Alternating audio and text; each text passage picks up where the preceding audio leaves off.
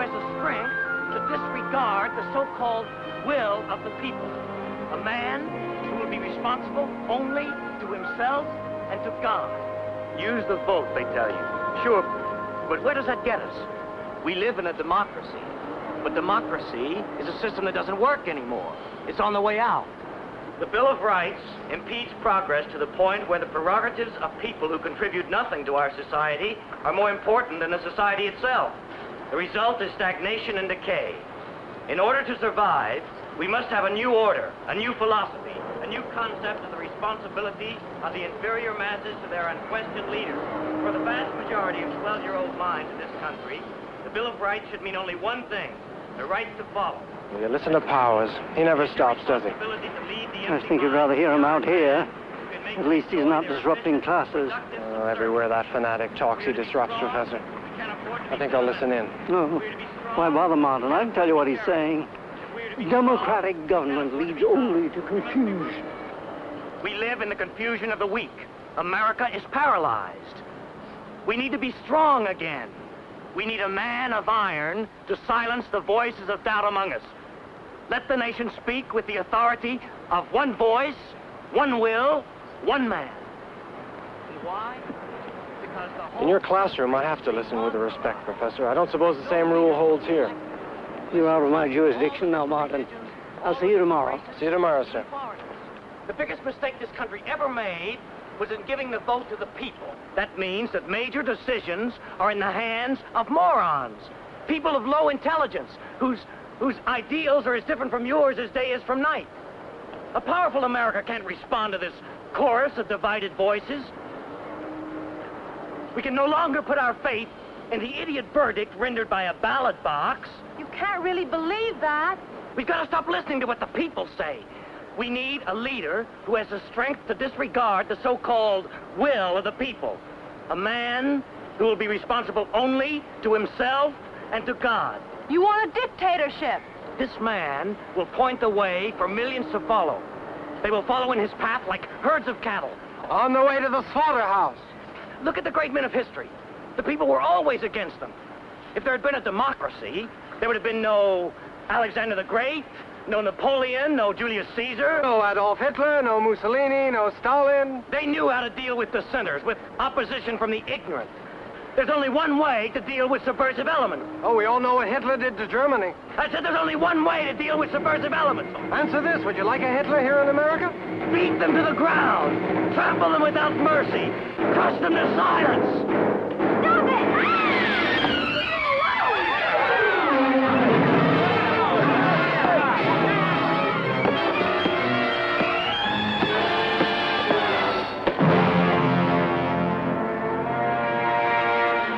Crush them to silence.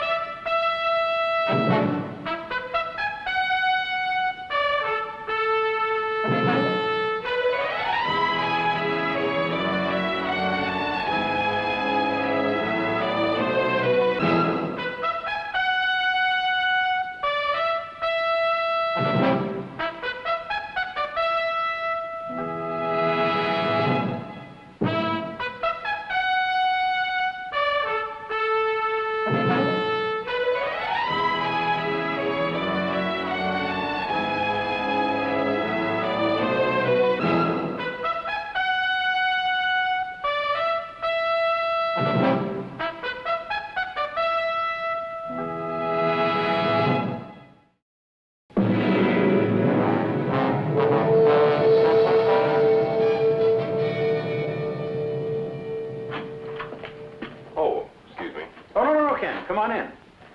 I'd like you to meet a dear friend of mine. Dr. Wilson, this is my son, Kenneth. Oh, how do you do, sir? Well, I've heard my father speak of you often. As a matter of fact, I think I probably ought to resent you a little bit, Professor. Resent me? Why? Just a minute. Here it is. He makes me read your book, The Rights and Privileges of the Common Man, I guess at least once a year. That comes under the heading of cruel and unusual punishments. No one should be forced to read any book that often. Well, actually, I'm grateful, Professor. That's quite a remarkable book, to say the least. Well, thank you. I wish some of my students felt the same way about it. Have some coffee, Ken. Jack Powers, for instance? Oh, he refuses to read it at all. He says the words rights and privileges don't belong in the same sentence with the words common man. Dr. Wilson is here to ask us to defend Jack Powers. Yes, I kind of thought so. But I'm not sure I understand it. I mean, why do you want to waste your time on him? Well, that's a good question. I've had him in my economics classes for 2 years. He's a brilliant student. I don't get too many of those. Maybe that's the reason. I don't know. It won't be a popular case. Powers isn't the type to win friends or influence people. You'll probably end up hating him yourselves. Professor, I already hate everything he stands for. So do I. But the law isn't there just to protect... Protect those people who happen to agree with us. Yes, I know. But Powers would be the first one to disagree with that, wouldn't he? Until he takes over, we're still operating under our system. Well, here, listen to this. We can only be sure to have a government of law when we're willing to fight for the rights of people we don't like. Now, remember what Voltaire said about it. Oh, yes. I disagree with what you say, but I'll defend to the death your right to say it. But the thing is, Professor, if Powers was running things today and somebody said that, somebody like you even, I think he'd have you popped right into a gas oven. You're probably right. But remember, if we're unwilling to defend a minority point of view, we become the Hitlers and the Stalins. And ultimately, we'll be setting fire to those who disagree with us. In defending Powers, we defend ourselves. How do you feel about that, Ken? Well, I'm willing to argue it. But somehow I get the feeling I haven't got a chance. You're taking the case, aren't you? If Powers will have me, I think I am. Good. I don't need you. I intend to act as my own lawyer. The court will feel bound to recommend that you be represented by counsel. Let the court recommend what it likes. I'll defend myself. I think that would be a mistake. You need an attorney. I'm offering you my services. Under the American theory, an attorney is an officer of the court, isn't he? In a philosophic sense, yes. That means you'd be working with and for the court. The whole decadent apparatus. You'd be pretending to defend me. I'd be sworn to defend you. You'd be defending your system, not me. You'd be defending that sanctimonious nonsense you live by. Aid to the weak. Protection for the helpless. Well, I'm not weak and helpless. I don't need you. Jack, you're only 22 years old. That's right. At my age, William Pitt the Younger was Prime Minister of England. He didn't get there by fracturing the skulls of his enemies. I had nothing to do with that. You don't consider Martin White an enemy? No. You respect enemies. I have only contempt for him. Why? Because he's a perfect example of your democratic man. Always try to see both sides of the argument. The truth usually lies somewhere in the middle. And you don't believe that, do you? I know better. There's only one truth. And it's on the side of the autocratic, unquestioned leader. Who knows what is best for everybody and makes them obey. That's right. That's wrong. But I don't expect to persuade you that it is. You couldn't. No, I suppose not. Well, if you really don't want me as your lawyer, I can't force myself on you. I won't waste any more of your time. But before I go, there are 2 suggestions I'd like to make. They're setting bail for you this morning. If you're released, don't hold any street meetings before or during your trial. They won't help you any. I'll make my own decisions on that. Also, if you're going to act as your own counsel, I think you should move for a severance right away.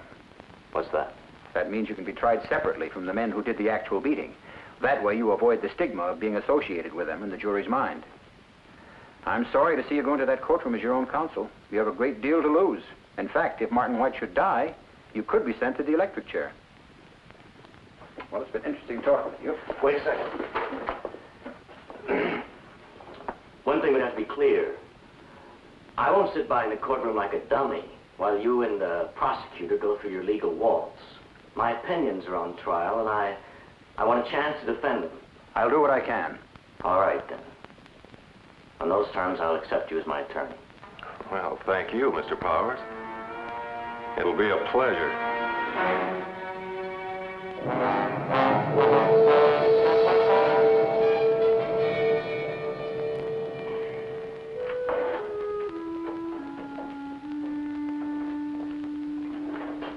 More mail?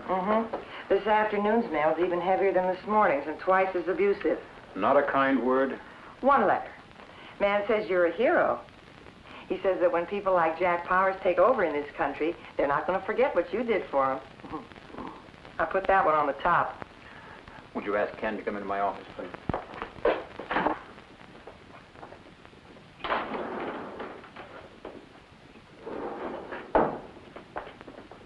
You seen the morning mail? Helen says this afternoon's mail is even more interesting if you're thinking of making a collection. Well, it's not a joke, Dad. People who write those letters are angry. So are some of our clients. Jed Forrest called this morning. Yeah, say that he respected you personally, but he resents the fact that you're handling Powers. Judd Forrest is a fool, respects me personally, but what does that mean? Well, he was pretty angry. And he's an important client. Dad, are we sure we know what we're doing? Powers deserves to be defended the same as anyone else, and he's going to be, whether our other clients like it or not. Okay. No further questions. You know about the confessions that the district attorney got from Wilkes and Stark, those two men who beat up Martin White? No. Well, he made them public about an hour ago. What did they say? That Jack Powers specifically singled out White as the troublemaker and that they beat him up on Powers' direct orders. Jack Powers didn't participate in the assault, and he didn't order the attack on White. I've got two confessions that say he did. You know he wasn't directly involved in the assault. I've got these confessions, and I've got other witnesses. They all say the same thing. Let Powers plead guilty to a lesser offense. Disorderly conduct, for instance. Oh, don't make me laugh. We don't even know if Martin White is going to live. If he dies, I'm going for murder 1. And if he lives? First-degree assault. But that could mean up to 10 years in prison. You're really out to get him, aren't you? I'm really out to get him. And for two good reasons. 1, I think he's guilty. And 2, I despise him. That's going a little beyond the function of a prosecutor, isn't it? I'm pretty busy, Lawrence. You made a deal with Wilkes and Stark, didn't you? What? You offered them a break in return for confessions that would implicate Powers. I think you'd better get out of here. You're supposed to represent the people, not your own private prejudices. What's the matter with you, Lawrence? I don't let anybody talk to me like that. I'm talking to you like that. You made a deal for false confessions. That's a lie. I have never done that. Now, look, I'm going to throw you right out of this office if you open your mouth once again. All right, I'm willing to apologize. Thank you. You have a right not to like Powers, but you have no right to cut a huge chunk out of his life. There's a badly beaten boy lying in a hospital who may have quite a chunk torn out of his life. He may be dead right now while we're standing here talking to each other. And your two-bit Hitler is responsible. You're going to have to prove that in court. Believe me, it will be my pleasure.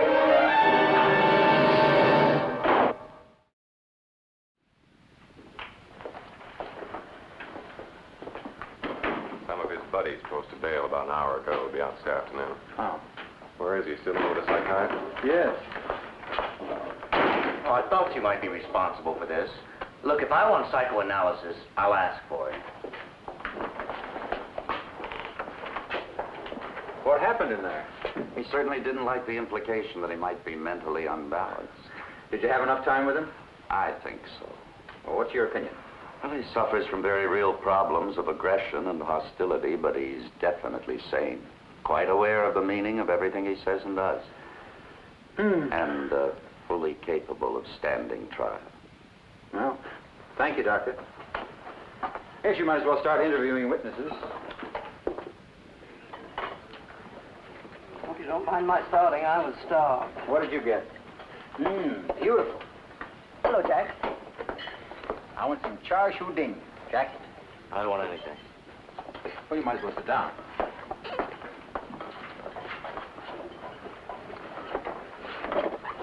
Why did you bring me here?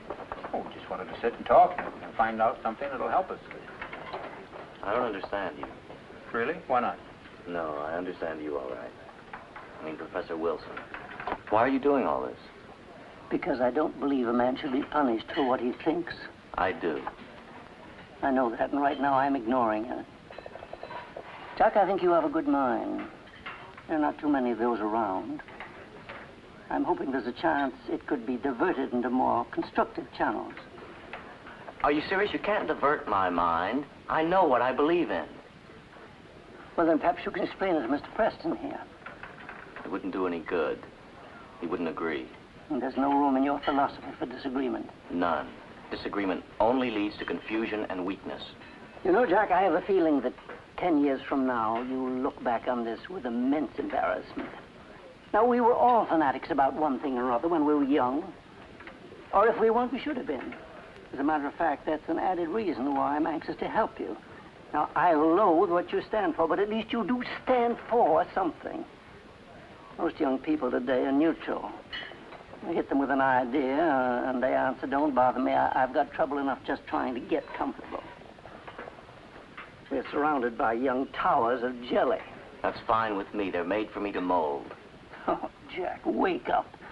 Nobody listens to you except malcontents. That's right.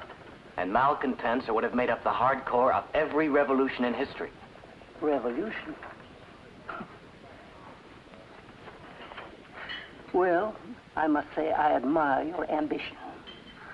It doesn't upset you? No.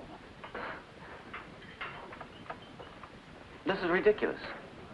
I'm sitting here, I'm your mortal enemy, and you're trying to help me, and I'm out to destroy you.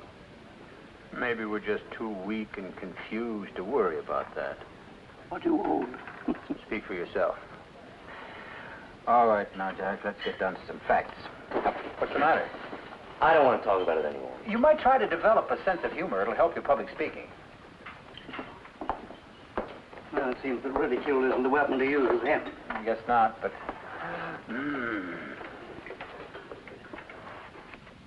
There's no question about it. I'm certain Powers told him to get Martin White. You're sure? I'm positive. Look, I was standing right there. I know what I heard. I was there, and I got the definite impression that Powers wanted Martin White killed. He used words like crush and trample. But what do you want from me? I don't know nothing about it. Yeah, I was not even there. I know that, Miss Carisi, but you were a neighbor of the Powers, right? Oh, yes. You lived next door to them for a number of years. 12 years. Right. They live in apartment 29. Yeah. Right over there, see? Over there. then Right you- there. And I know him, since he was a kid. Yeah, well, then you might be able to tell me something about Jack Powers to be useful. See, like, what kind of a boy was he? Well, I tell you the truth, I'm not one to criticize. No, that's all right. You tell me exactly what you think. He was a rat. Pardon? R-A-T, rat. They should have smashed his head near the wall when he was in kindergarten and make the whole world happy. Well, what makes you say that, Mrs. Carisi? Oh, I know a rat when I see one, that's why. How old was Jack Powers when you first knew him?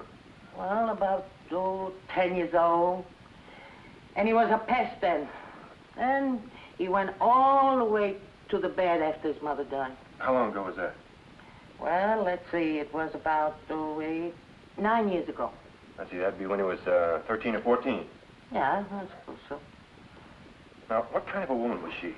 Who? Mary Powell? She used to say that nobody was good for her. She used to look everybody with her nose up, like she was smelling something.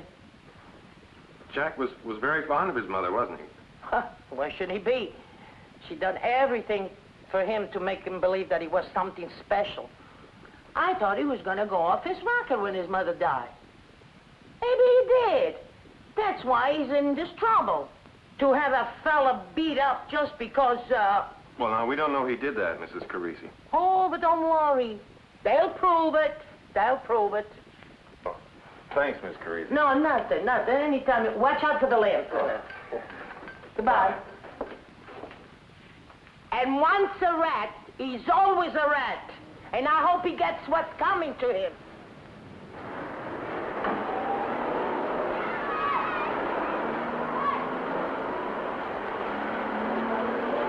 Say, I'm looking for somebody named Thomas Powers. Can you tell me where I can find him? Tom who? Powers, with P. Yeah. Where?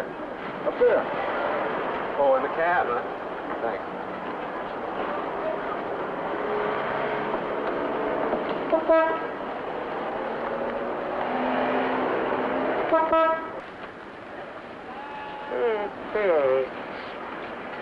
Thomas Powers? What do you want? You're Thomas Powers, aren't you? Are you a reporter? No, my name's Kenneth Preston. I'm your son's lawyer. His lawyer. Excuse me. Well, I'm pleased to meet you. You know why I thought you was a reporter at first? No. There've been all kinds of people coming around to ask questions. Yesterday, they brought a TV set right into my apartment to interview me. Well, I tell you, Mr. Powers, I just want to ask... They had cables laying all over the floor. One of them cameramen even tried to get me to put on makeup. How about that? Me with powder and lipstick. I should have kissed him one. Well, I know these have been difficult times for you, Mr. Powers, but your son needs help. Well, if there's anything I can do, you just name it. Well, just a few questions. Are you close to your son, Mr. Powers? I ain't seen him in 4 years. Why not? Well, we had a fight. He was always spouting off at the mouth. I had to slap him shut a couple of times. He kept getting into trouble. What kind of trouble? Well, always writing them speeches and pamphlets and stuff. Crazy. One time, a cop come around at the apartment. I should keep my kid off the streets or he'll run him in. Well, I laid it into Jackie for that. You hit him? Thought he was getting too big for the old man. I showed him my Sunday wallop. Knocked him flat on his nose. That learned him a little respect for his old man, so he run away. I'll tell you the truth, I had enough of his wise talk by then anyway. I never heard a word from him since, until all this stuff got in the papers. His picture everywhere. In the papers. He's on TV. On the radio. Would you like to see your son, Mr. Powers? Like I said, we didn't get along too good. Maybe if he'd listened to me, none of this would have happened. I always told him to keep his nose out of other people's garbage. If he had paid any attention to what I told him instead of his smart mother. No, I don't think I want to see him. What good would that do? Oh, thanks, Mr. Powers. Anytime.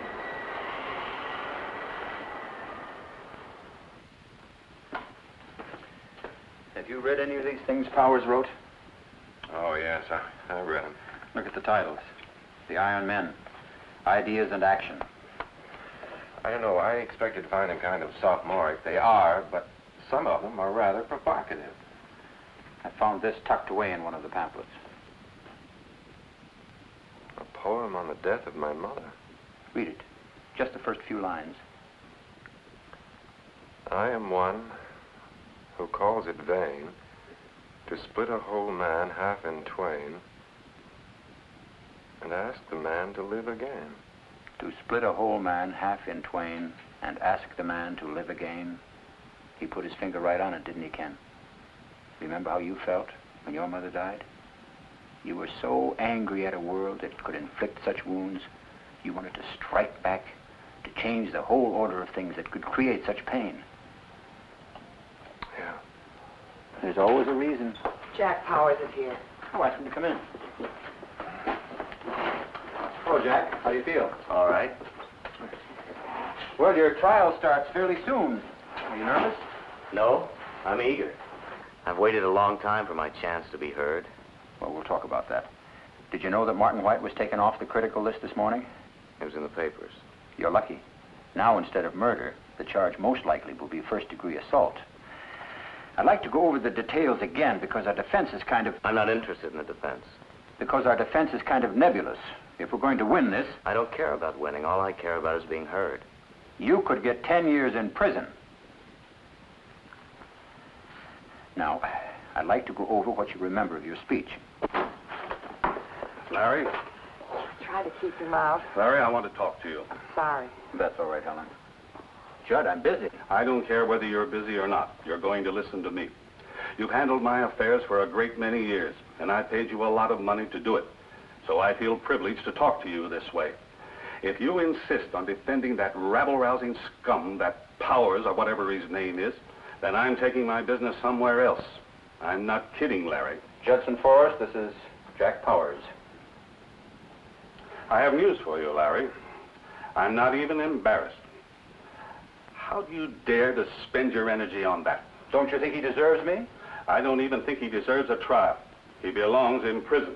Don't you know what he's trying to do to us? You're as bad as he is. Do you have any idea where we'd end up? I didn't come down here to listen to lectures. All right. I won't waste my breath giving you one. I don't let anyone tell me how to run my business. I defend whom I want to defend for my own reasons. You just turn around and march right out of here. I meant what I said, Larry.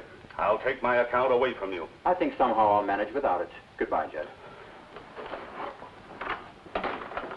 Where does he get the nerve to try to pressure you?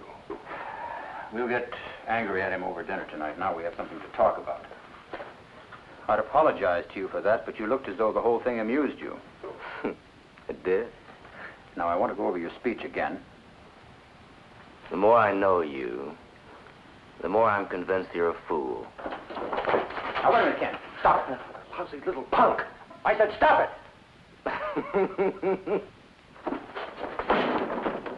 Now, listen here, Mr. Powers. You and I are going to come to an agreement. You're not going to call me a fool again, because if you do, I'll break every last bone in your body. Now, do you understand that? I'll repeat the question. Do you understand that? Yes. Yes, sir, Mr. Preston. Yes, sir, Mr. Preston. All right. Now, sit down.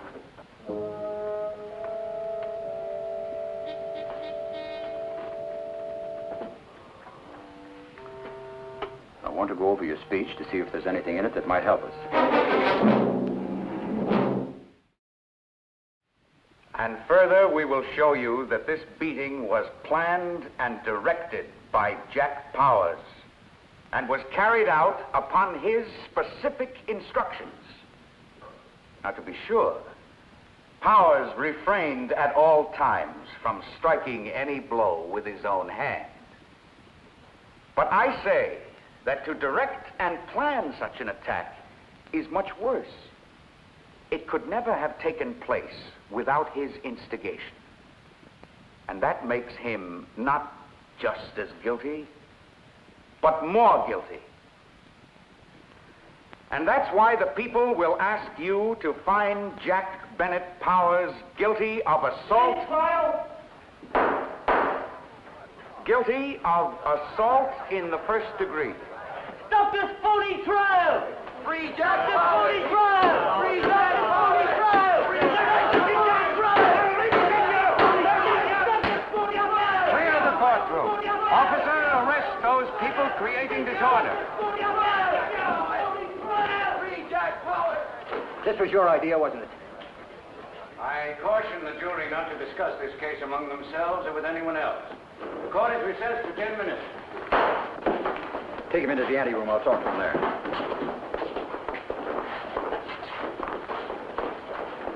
Well, Larry, what do you think of your infant Führer now?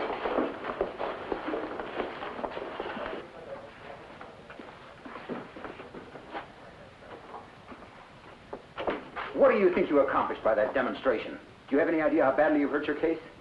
I had no part in that. You didn't plan it? No, I didn't. And I don't approve of it. Listen, you share the blame for it just the same. That's the end result of your kind of preaching. You put ideas into the heads of hoodlums, and the first positive action they take is directed against you. I have nothing in common with them. Are they your lunatic friends? You might say that. Sometimes they're useful. This isn't one of those times.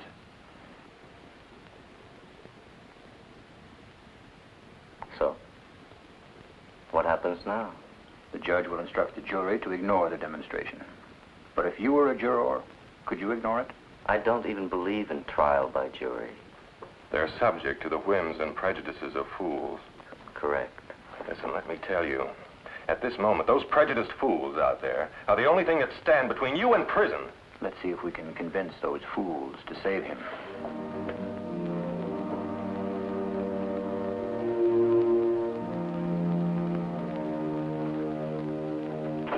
Now, were those the actual words? Beat, trample? Yes, sir. Did Powers say or do anything to stop the beating once it started? No, sir. What did he do? Continued speaking. I have no further questions. Mr. Jackson, as an instructor in psychology, have you ever staged classroom demonstrations on the reliability of eyewitness testimony? Yes, I have. There are certain standard classroom experiments, are there not? There are. Have you ever staged a hold-up, for instance? Yes. Would you describe it to the court and jury, please? It's very simple. Students wearing masks and carrying make-believe guns break... Would you describe it to the jury, please? Well, it's very simple. Students wearing masks and carrying make-believe guns break in on the middle of a lecture. They cause a great deal of noise and confusion, and then they leave.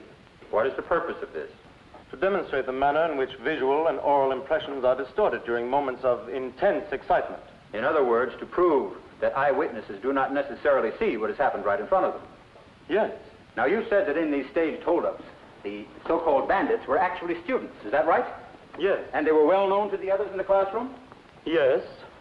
And yet a few of the other students identified them as wanted criminals from Rogues Gallery photos. Yes. And the guns used were actually not guns at all. No.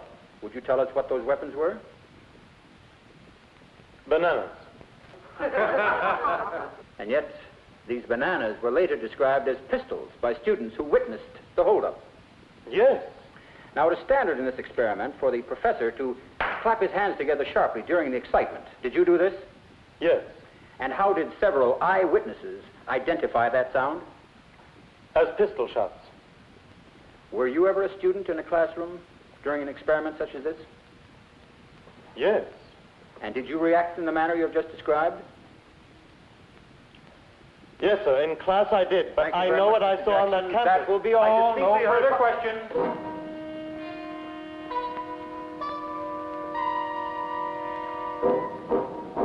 Miss Forbes, at the time the assault on Martin White took place, how far were you standing from the speaker's platform? About 10 yards, I should judge. A distance, say, roughly from where you were sitting to the other end of the courtroom? Just about. Quite a distance from where Jack Powers was speaking. Was there a lot of excitement? Yes. A lot of noise and people milling about? Yes. Then there might have been some words you missed. There might have been. Now, Miss Forbes, did you actually see Jack Powers point his finger at Martin White or hear him mention his name? Well, no, not exactly. Now, we but... have to be precise, Miss Forbes. Did you or did you not see Jack Powers point his finger at Martin White or hear him mention his name? No. Thank you. No more questions. So you and Stark were present as guards during this meeting. Now, did Powers tell you exactly what your duties were supposed to be? He said we were to keep order, to take care of anybody who got out of line. And before the meeting in question, did Powers give you any specific instructions? Yes, sir. He said there was one troublemaker who might show up. Did he say whom he meant? Yes, sir, Martin White. Now, in words or substance, did Powers say what to do about Martin White? He said if he opened his mouth, to let him have it. In what way? Powers said beat him up. No, that's not true. And when, at the meeting, Martin White did in fact talk up, what happened? Powers gave us the green light. Would you explain to the court exactly what you mean? He pointed his finger at White and he said, get him, beat him, fix him for good. He's lying. You're lying! Your Honor, I apologize for the outburst of my client. I have no further questions. Mr. Wilkes, are you awaiting trial on a charge of assault in the first degree? Yes. Did you discuss this testimony with the district attorney? Yes. Were promises made to you of leniency in exchange for your cooperation? No. Isn't it a fact that you have deliberately lied and under oath in order No. to win a more lenient sentence for yourself at the expense of Jack Powers? No, sir, I wouldn't do that. Everything I said was the truth. You're lying. You know you're lying. I demand to be heard. The voices raised in this courtroom are the voices of confusion, the voices of decadence. The defendant will take his seat at once. I want you to listen to me, not to the statements of traitors, of moronic hirelings. Remove him from the courtroom. I think I'm guilty, but that's not what's at issue. If you send me to prison, let it not be for the broken skull of one man. Let it be for what I believe in. My opinions are on trial here, not my actions.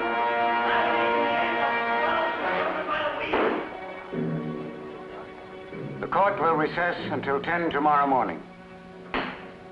Well, he succeeded in making himself heard. I hope he's satisfied. Check. Will they find him guilty, Lawrence? I'm supposed to present the case for the defense tomorrow, and I haven't one single reputable witness to call to the stand. I'll be there. One character witness. And frankly, what will you answer when the DA starts to reel off a few lively quotations from Power's own writings? Well, I admit my opinion of his political philosophy is about as high as his opinion of mine. Check. You can put Powers on the stand? Would you? No, indeed. You know, there's one witness you haven't considered. Martin White. Well, we discussed that. Well, first of all, he's in the hospital. Second of all, we know what he has to say. Now, there's no question in his mind about what happened. He'll drive in the last nail. Ken, do you believe Powers ordered those men to beat up White? No, I don't think he did. Do you, Professor? You know I don't. I don't think it's the kind of thing he'd do. He'd consider it childish, beneath him. Well, we agree Powers is innocent. If he is, Martin White must know it. If not consciously, then unconsciously. Maybe we should try to pull it out of him. Yeah, but he can't be brought in his condition. We could ask the judge to move the court to the hospital.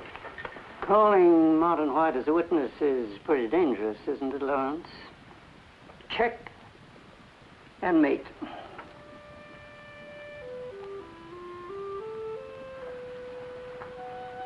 I'm used to living dangerously. After all, I play chess with you, Professor.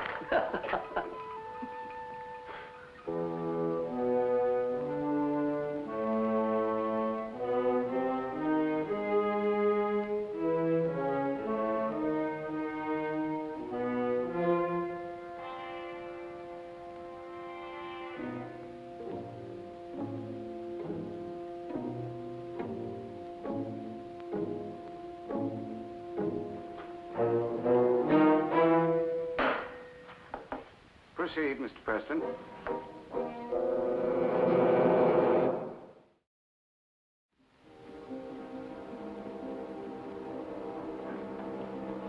Mr. White, do you recall the day on which you were assaulted? Yes. Where were you and what were you doing? I was listening to the defendant address a rally on the campus. Why were you listening? I was interested. Were you also interested in harassing the speaker? Yes, I wanted to ask him a few questions. Provocative questions?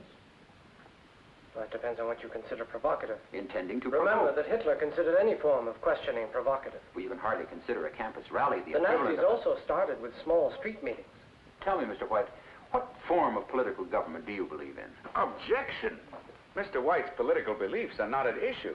No, I think I'll allow it. Mr. Preston should be allowed to explore the bases for the witness's hostility, if any. Well, I believe in democracy. The right of a free people to govern themselves. I believe with Thomas Jefferson that we should swear an oath before God to combat every form of tyranny over the mind of man. Then you must also believe that in a democracy a man may espouse any ideas, no matter how much these ideas may offend you. I believe that, yes, with certain limitations.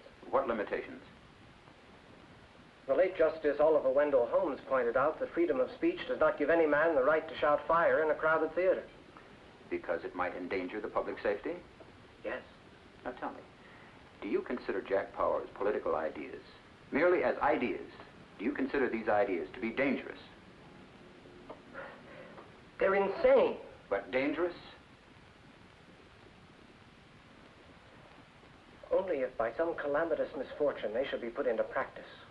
Mr. White, much as you may dislike the defendant's political philosophy, I assume you will attempt to approach the facts in this case as fairly as you can. I will. Thank you. Now tell me, isn't it possible that some of the details of the accident have grown vague in your memory? No, sir.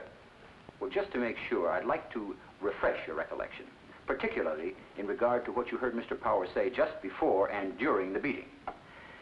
If it please the court, at this time I ask permission to reconstruct the exact words and actions leading up to the alleged crime. I don't know whether this is a trial or a vaudeville show, but... All right, I have no objections. Proceed, Mr. Preston. Thank you. We're going to recreate the scene with you where you were at the edge of the crowd, so to speak. And Nurse, would you? Officer. Gentlemen, do you mind? The crowd. Are you sure you can repeat the speech word for word? I told you I could. I've given it many times. Now, will you take the speaker's stand, Mr. Powers? Use the chair. My son and I will enact the roles of Wilkes and Stark. Now, to the best of your knowledge, repeat what you were saying just before the heckling started. Democracy is a system that doesn't work anymore. It's on the way out. No. Speak up, just as you were doing at the meeting. Remember now, we're reenacting the scene, so don't interrupt Powers, except as you did previously. Unless, of course, something doesn't jive with your recollection. I understand. Start again. Democracy is a system that doesn't work anymore. It's on the way out. And why? Because the whole country is being mongrelized. No leader can be elected unless he appeals to all the different religions, all the different races, even foreigners. Democratic government leads only to confusion. Confusion of the weak. America's paralyzed. We need to be strong again. We need a man of iron. A man who will be responsible only to himself and to God. This man will point the way for millions to follow. They will follow in his path like herds of cattle. On the way to the slaughterhouse. Look at the great men of history. The people were always against them. If there had been a democracy, there would have been no Alexander the Great, no Julius Caesar, no Napoleon. No Adolf Hitler, no Mussolini, no Stalin. They knew how to deal with dissenters, with opposition from the ignorant. There's only one way to deal with subversives. Oh, we all know what Hitler did to Germany. I said there's only one way to deal with subversives. Answer this, would you like a Hitler here in America? Beat them to the ground, trample them without mercy, crush them to silence. Isn't that the way it happened, Mr. White?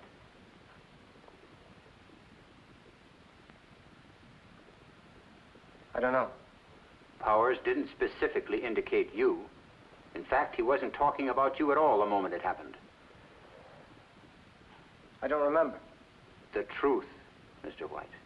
The facts, as fairly as you can. Let me repeat Jack Powers' last few words. There is only one way to deal with subversives.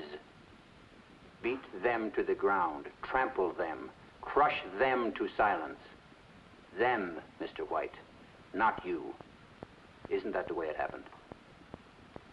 I don't know. Are you prejudiced against Jack Powers? Yes, I am.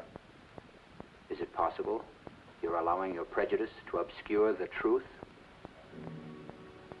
If that's so, then wouldn't you say you're behaving exactly as Jack Powers behaves? Beat them, trample them, crush them. Isn't that the way it happened?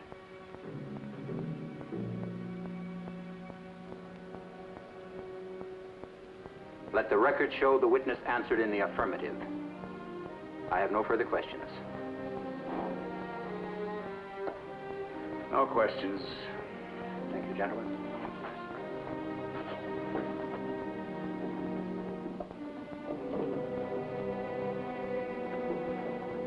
We'll adjourn till 10 o'clock tomorrow morning. I caution the jury not to discuss this case.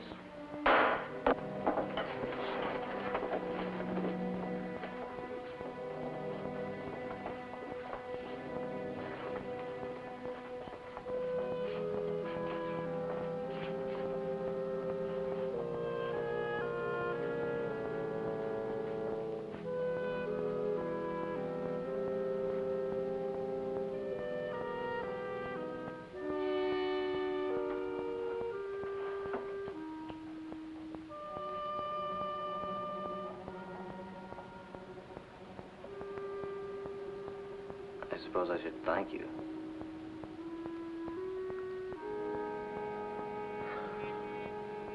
Don't bother, you're nothing to me. What's important is the truth.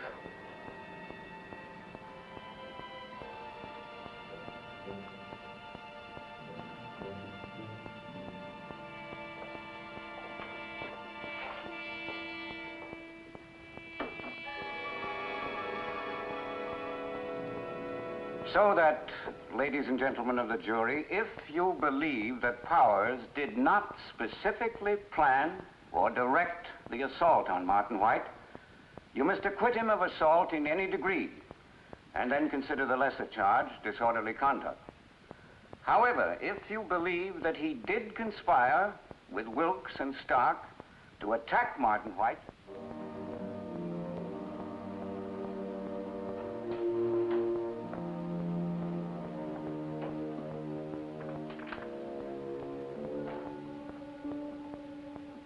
I don't know why you're so concerned. I don't understand what you're getting out of this. You've lost some clients and you've wasted a lot of time. I defended you because I didn't think you were guilty of assault. But you don't even like me. No, to be honest with you, I don't. But the fact that I defended you proves to me that ideas like justice and liberty and the freedom to criticize still work. That may sound pompous to you. I'm in the justice business, and every once in a while I like to be reassured that I understand what it's all about. I don't believe in those ideas. That doesn't matter to me. I believe in them. You sound like Professor Wilson. I do? Is that good or bad? I'm not sure. Well, that's the most encouraging thing I've heard out of you since I met you.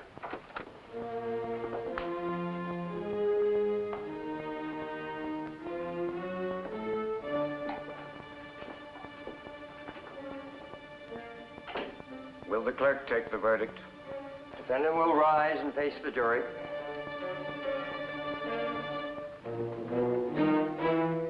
Foreman of the jury will rise and face the defendant. Have you agreed upon a verdict? We have. And what is your verdict? For the first-degree assault charge, we find the defendant not guilty. For the disorderly conduct charge, we find the defendant guilty.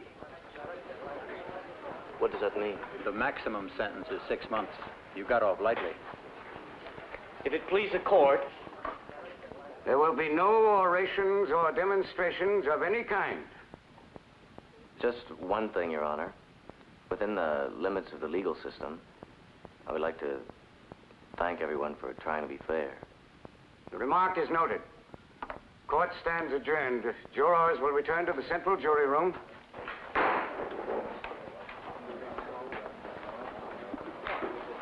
Thank you, Mr. Preston.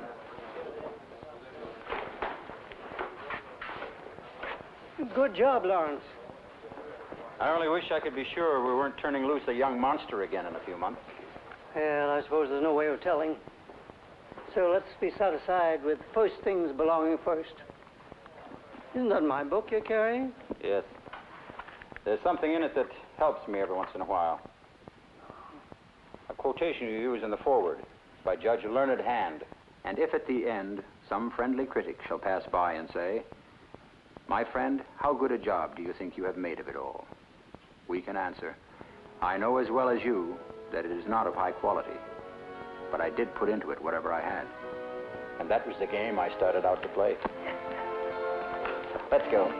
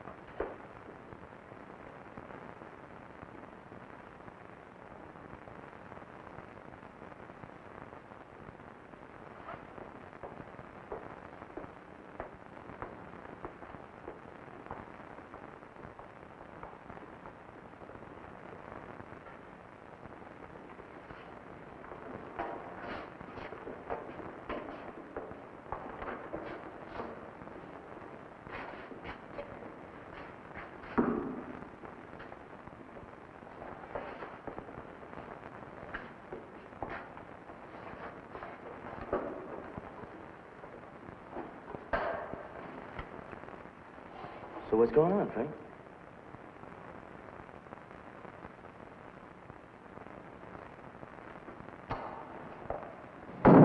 All rise.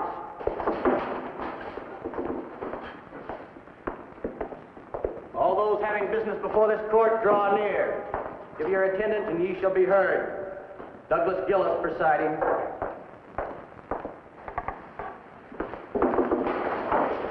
Well, what is this, Frank?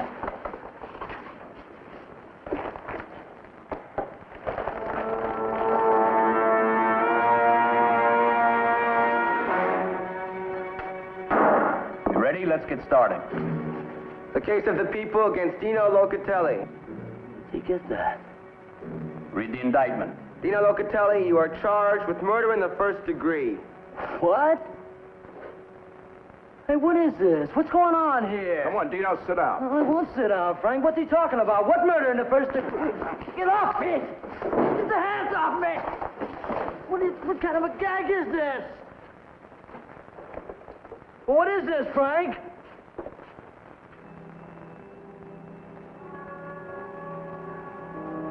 You gentlemen may proceed. This isn't a gag, is it, Frank? No, it's not.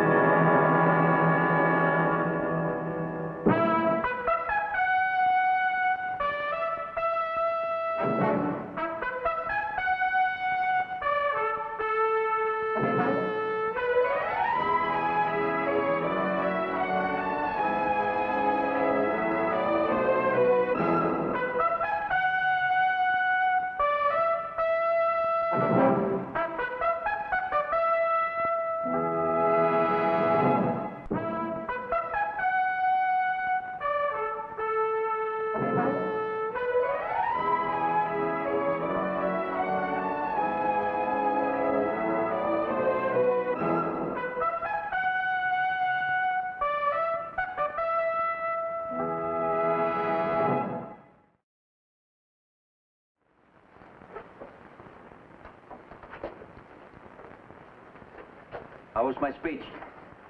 Sincere, filled with gratitude, sentimental without being sticky. Yeah. It was brilliant. Let's go home, huh? Hey, wait a minute. I haven't even read this. See, to Morton Benjamin, the director of the Boys Government League, in grateful recognition of 10 years of valued service to the League and the community, the Board of Directors. Good citizenship is the foundation of good government. How about stopping off for a nightcap? Oh, I'm too bushed. We can drop you off. No, I happen to be a little high. Just a little, but, thank you. Don't thank me. I'm just one of a dozen board members. I can't think of anyone who deserves it more than you do, Mort. Come on, we'll take you home. Could you stop off at the League for just a second? Why? Well, I'd like to put this in the trophy case to remind all those boys what a great man I am. All right. Then we'll take you home.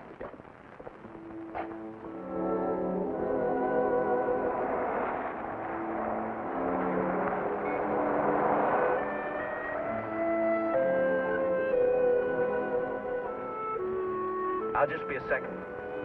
Take your time.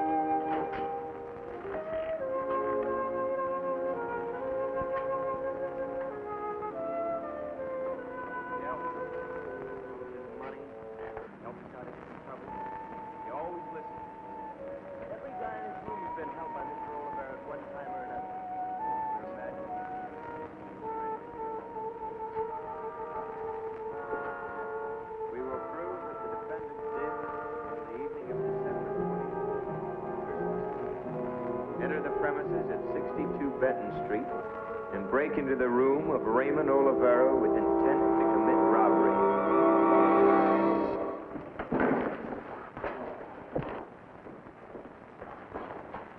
What's happening? Doug, what is it? All right, now, what's going on here? Who let you in? Mr. Benjamin, please stop. Mr. Benjamin, they're going to kill me. All right, now, speak up. What is it, Doug? Look, I don't want any more nonsense. Let's hear it now.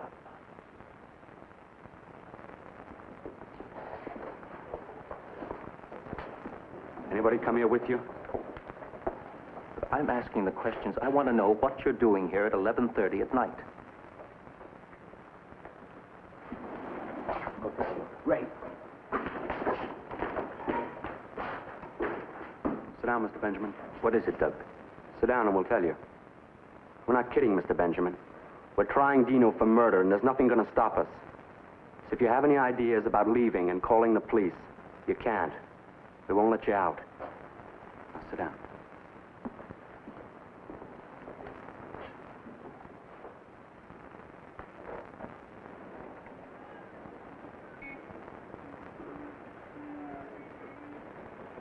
And that's it. Dino killed Mr. Olivera, and we're going to prove it here tonight. We're going to give him a fair trial. And then what? There's a car outside with a couple of men in it.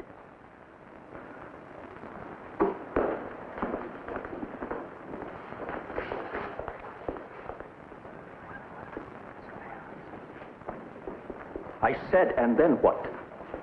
That's our business, Mr. Benjamin. They want to kill me, Mr. Benjamin. Doug, I want to talk to you. You have no idea what you're doing here. We have an idea. We've been over it for 3 days now. We planned this thing carefully. We've gotten together evidence, and we're here now ready to try Dino. And we're going to finish it. Who did the planning? I did. And Harry and Frank Riley. You get them over here. Sit down, Mr. Benjamin, and listen. Harry? Frank? I want to see you.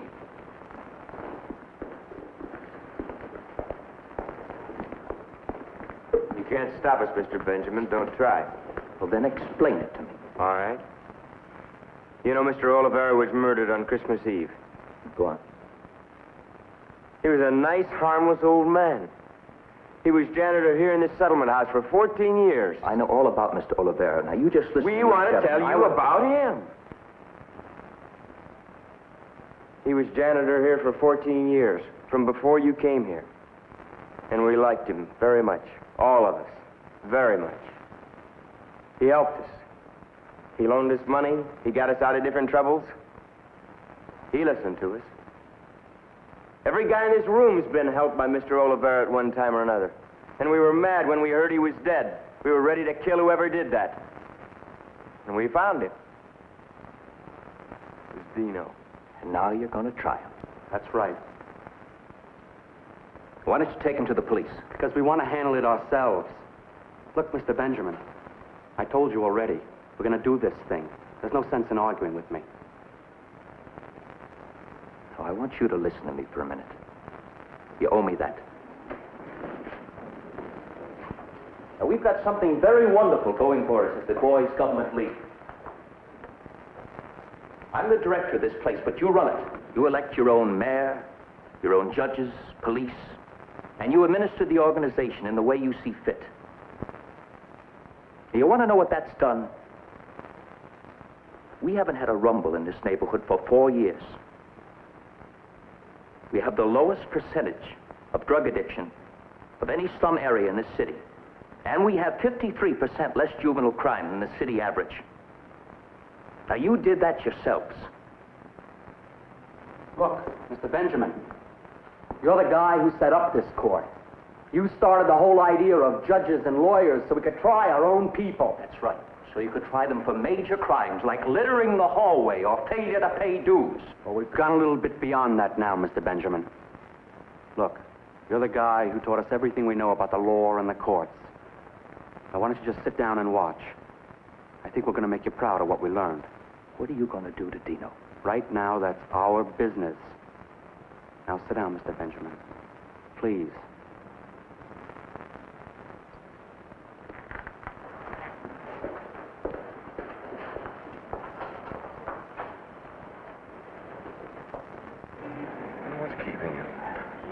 probably in there polishing his trophy. I'm gonna go get him. I want to get home. I'll come with you. I want to stretch my legs.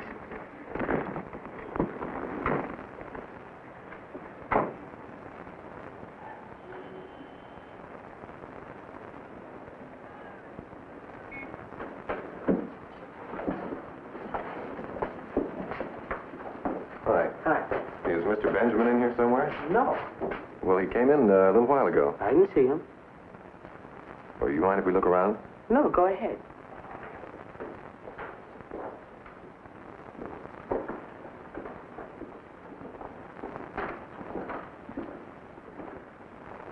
Here's his hat. Mort. Mort? Do you have the key? No. I told you I didn't see him. Well, he came in about 10 minutes ago. Dino killed Mr. Oliveira. We're going to prove it here tonight.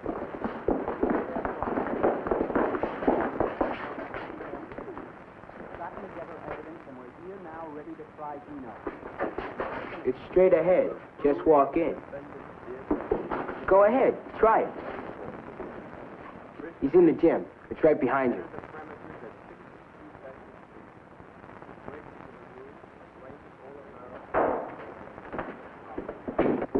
The defendant broke into Mr. Oliveira's room with intent to steal. Was surprised by Mr. Oliveira and shot Mr. Oliveira to death with a zip gun. That's the case the prosecution will prove point by point. There is only one decision you can make, and that is to vote Dino Locatelli guilty of murder in the first degree. Would you gentlemen like to sit down with Mr. Benjamin? We're having a trial.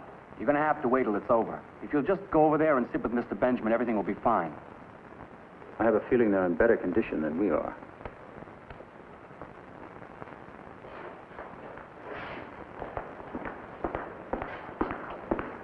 Is there anyone else out there? No.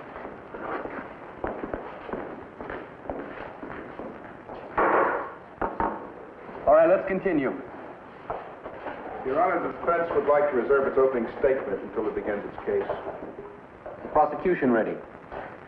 Just 1 minute, Your Honor. What's going on, Mort?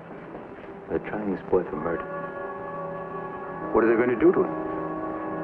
I don't know. Well, can't you stop them? But you saw them.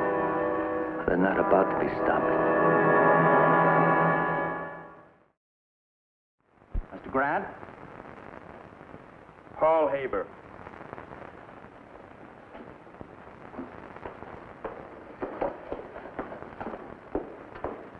Who was murdered? The janitor of this building on Christmas Eve. Where? In a rooming house about 2 blocks from here. Paul Haber, 911 East 5th Street. Paul Haber. Haber, 911 East 5 Street. Sit down. Mr. Haber, what does your father do for a living? He has a candy store. Do you work there after school? Yeah, and on Saturdays. What kind of work do you do there? Come on, Harry, you see me there practically every day. What kind of work do you do there? I sweep it out, work behind the counter, make sodas. I do everything. Do you know the defendant? Sure I know. Did you see him on the afternoon of December 24th? That was Tuesday. Yeah, that's right. Tell us in your own words what happened that afternoon. He came in to buy some cigarettes. So I gave them to him. And he gave me $1. I put the change on the counter. And a dime rolled off on his side of the floor. He bent down to pick it up, and something fell out of his pocket. He was wearing one of those zipper jackets, and the pocket was torn or something. What fell out of his pocket? A zip gun. I show you this object, and I ask you if you recognize it. Yeah, that's the same gun that fell out of his pocket. Your Honor, I offer it in evidence. Show it to Mr. Riley. No objection. Mark it. Equals exhibit number 1 in evidence. No further questions.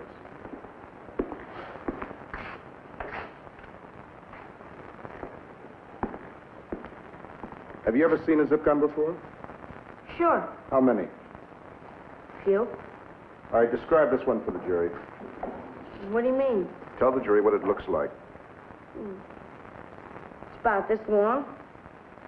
It's got a wooden handle, tape wrapped around it. The handle is black. It looks like a homemade gun.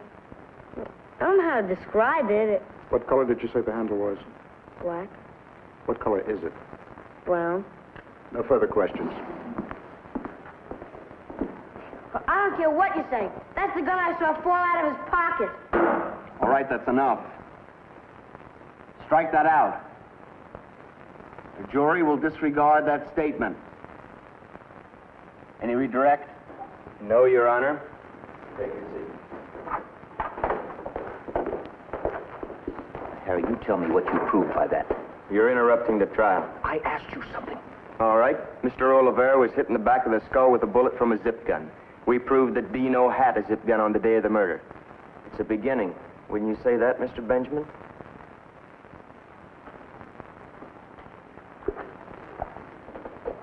Dino, is that your zip gun on the table or isn't it? Mr. Benjamin, I don't want to be rough with you, but you're making it difficult for us to go on. Now, do you want to wait downstairs with your friends in the storeroom until this trial is over, or do you want to sit down and be quiet?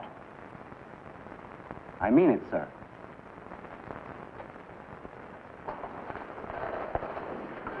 Go ahead, Mr. Grant.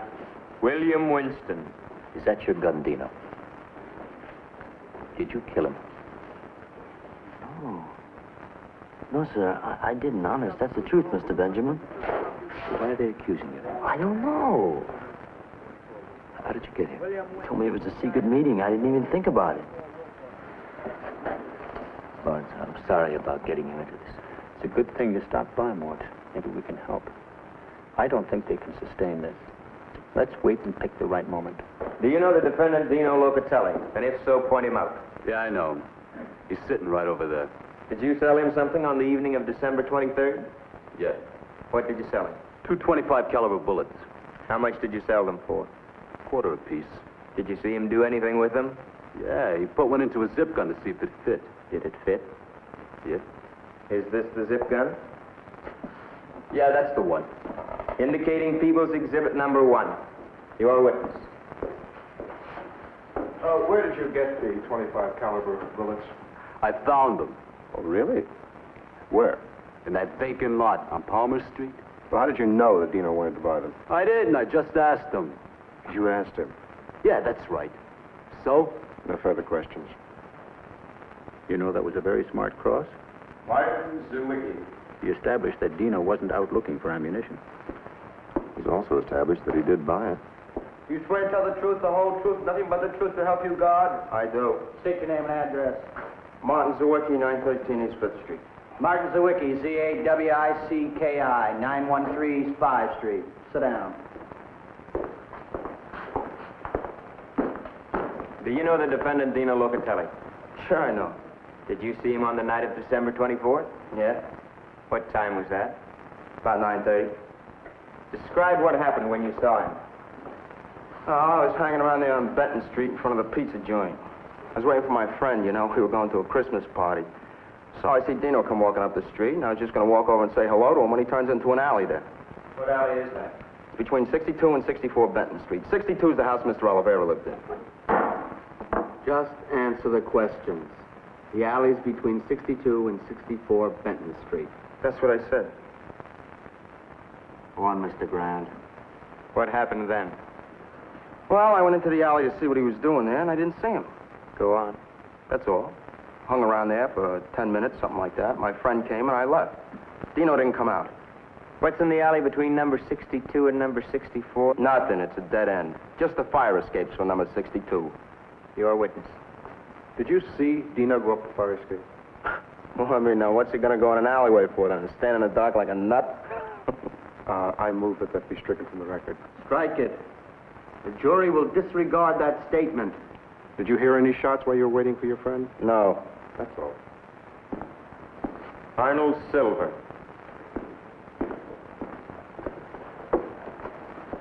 Were you in that alley that night? Who is he? He's a lawyer, Dina. His name is Lawrence Preston. Was he telling the truth? No, I never went in there. I didn't even know where Mr. Oliveira lived. Now, you say your address is 62 Benton Street. That's right. How long have you lived there?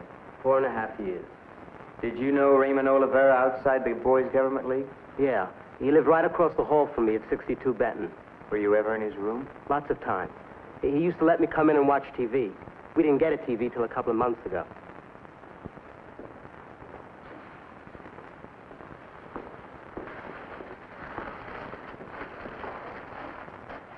Did you ever see this before? Yes. That's mine. What are you doing with that? It belonged to Mr. Oliveira. Where else did you see it? In Dino Locatelli's room. I said that's mine. Give it to me.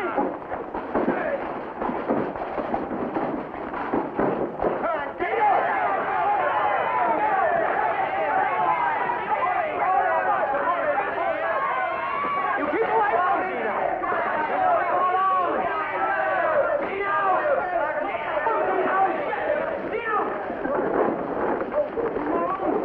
Let him go.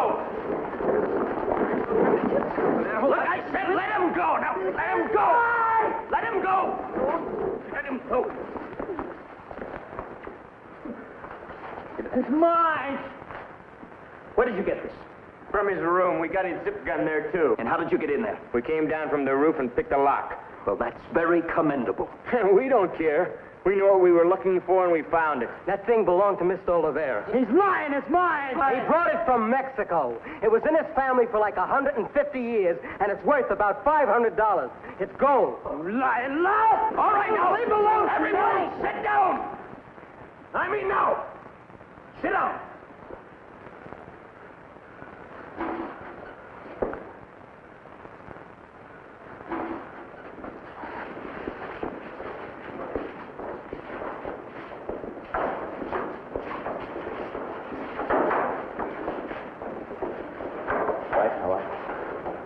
I think this has gone just about far enough. Sit down, Mr. Benjamin. I've known you for almost 5 years. Now I think I'm going to have to challenge you. You're going to have to make me sit down and force me to be quiet. And if you try that, I'm going to fight you. You're going to have me knocked cold to shut me up. Now, if you're ready for that, go ahead.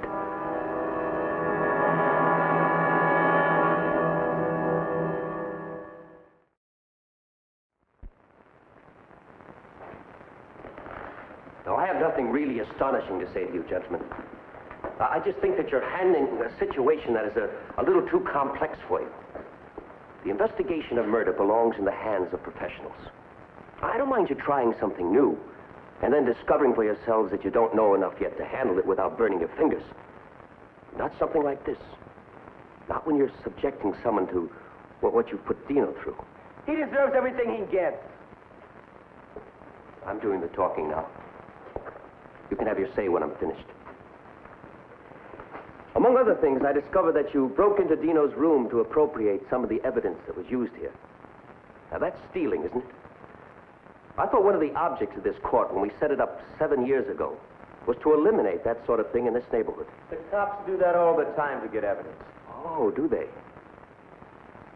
You know, maybe this would be a good time to get an outsider's opinion on what's been happening here.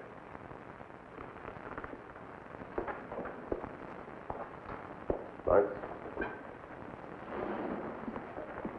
This is Lawrence Preston. He's an attorney, and he specializes in criminal law. Who needs him? I think maybe we do.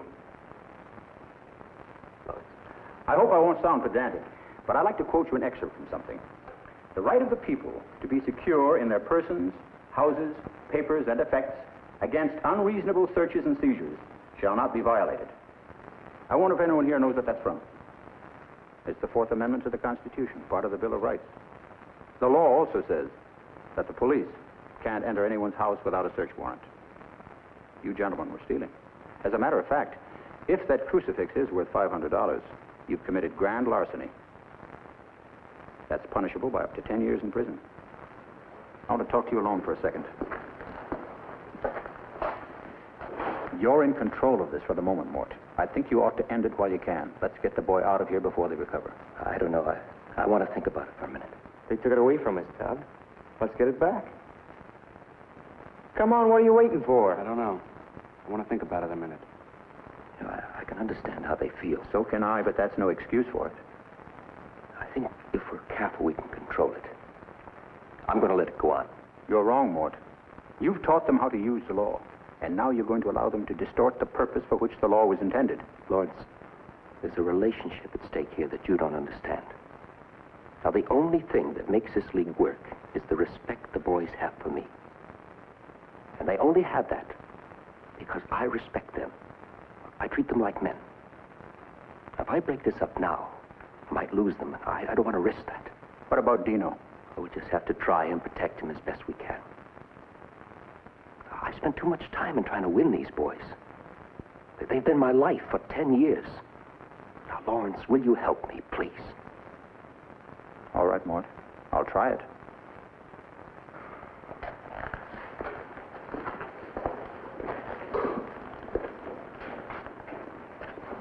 Dina, do you trust me? Doug, Frank, stand. Now, you gentlemen are the leaders here, so I'm going to put this to you in the form of a proposition. If you reject it, then you're going to have to injure us physically in order to have your way. That includes me, Lawrence Preston, and Kenneth Preston. Now, I'm willing to let this continue under the supervision of Lawrence Preston, but there will be no violence. When we're finished, if you agree that there's any basis for what's happened here, we'll turn all of the information over to the police. That's the deal. It's up to you.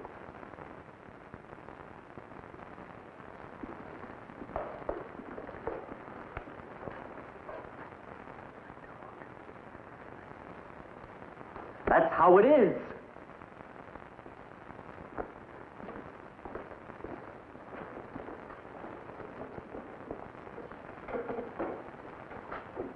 All right, Mr. Benjamin. Go ahead. Thank you, Doug.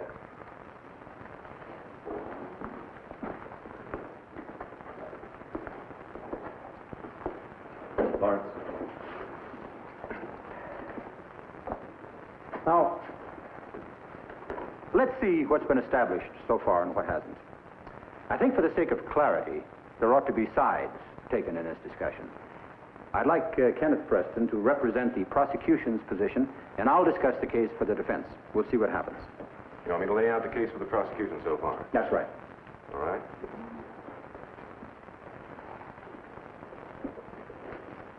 We've established, one, that Dino owned a zip gun, bought cartridges for it. Mr. Oliveira was killed by a zip gun. Two, we placed Dino at or near the scene of the crime on the evening in question. Three, we found a crucifix, which may have belonged to Mr. Oliveira in Dino's possession. Is that correct? That's right. Do you have any more witnesses to present? No, that was it.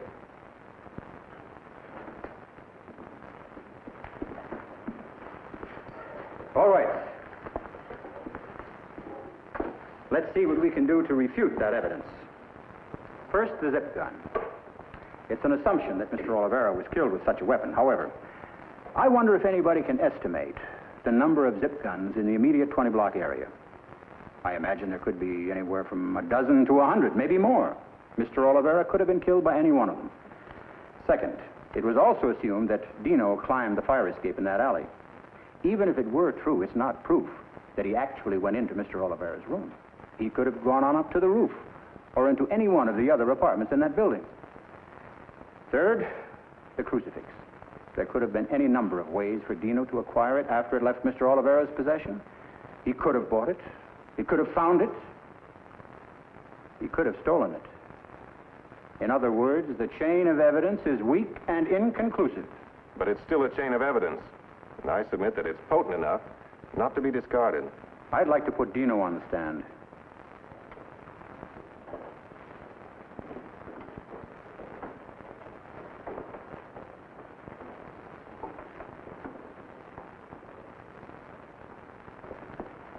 You want to swear him in? No. Now, Dino, you don't have to answer any questions you don't want to answer. Did you know Mr. Oliveira? Yes. How did you know him? Well, like everyone else here, he was the janitor in this place. Were you ever in his room? No, sir. Now, could you tell the court where you were on Christmas Eve? I was in the movies. What theater? The Delancey?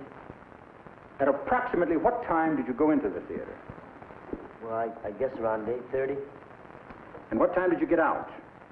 Around 11:30, I guess. And then what did you do? Well, I went home. Is that your zip gun? Yes. Where did you get it? I made it. Why? I don't know for why. For fun. I just wanted to prove I could do it, I guess. Did you ever fire it? Yes, I tested it once up at Van Cortlandt Park. Where are the 2 bullets you bought for that gun? I don't know. Hey, maybe they're in my drawer in my room. You didn't fire them? Oh, no, sir. Now, would you tell the court how you came into possession of the crucifix? I bought it in a hock shop. What reason did you have to buy it? I wanted it. Where did you keep it? In my room. On the wall? No. Where in your room? Just in my room. We found it under his pillow. You shut up! Dino. You better tell him to shut up. Leave me alone. Dino, how much did you pay for the crucifix? Oh, I can't remember now. A lot? Yes, a lot. Over $20? Yes. Where did you get the money? I saved it up. Dino, you didn't kill Mr. Oliveira, did you? No, sir, I did not. Any questions? Dino, did you go to the movies alone that night? Yeah.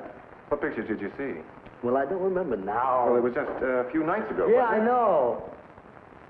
Well, did anyone you know see you at the movies? Huh? Did anyone you know see you at the movies? Oh, no. What pawn shop did you buy the crucifix at? Well, I can't remember the name of it. Where is it located? Well, uptown. Where uptown? Well, up in the West Hundreds, Amsterdam Avenue, someplace up there like that. How should I know? That thing belonged to Mr. Oliveira. Honest. It's mine. All right? Dad, we haven't proved anything either way. I'd like to get a call through to someone who can check homicide on this for us. That's all, Dino. You didn't do anything we couldn't do ourselves. That's true. But maybe it was done with a little less prejudice.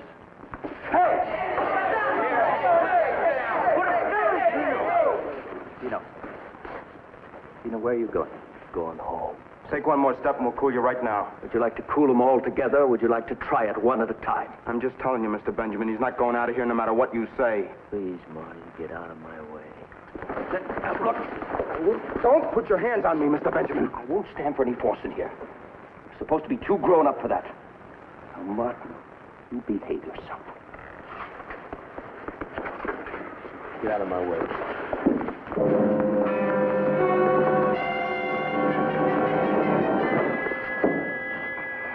What was that you were saying about the use of force, Mr. Benjamin?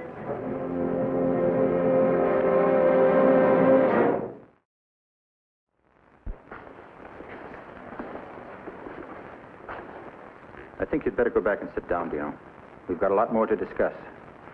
Let's see if we can do it without fighting. Ken.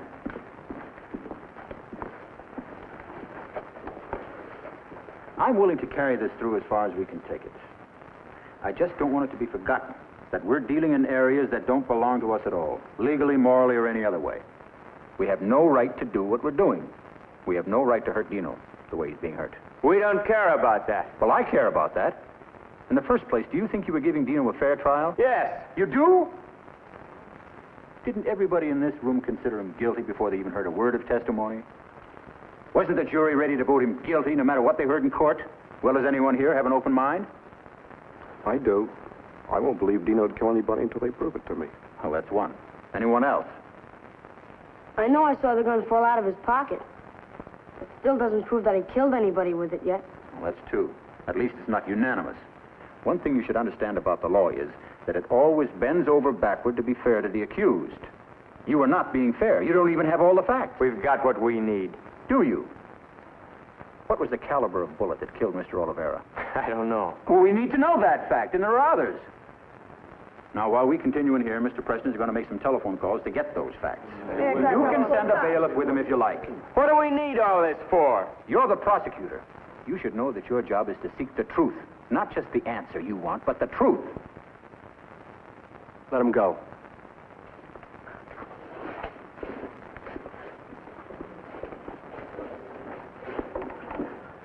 Well, why don't we sit down?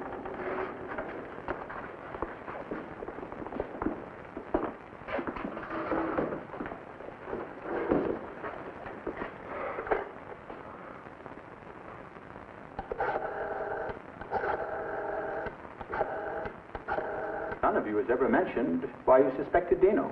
Well, we were talking about Mr. Olivero, what a nice man he was. We were down in the pool, and that's when I remembered. I saw Dino go in the alley, and I didn't see him come out. That's all of it? No. We started to check the facts, and we found out about the zip gun and the bullets.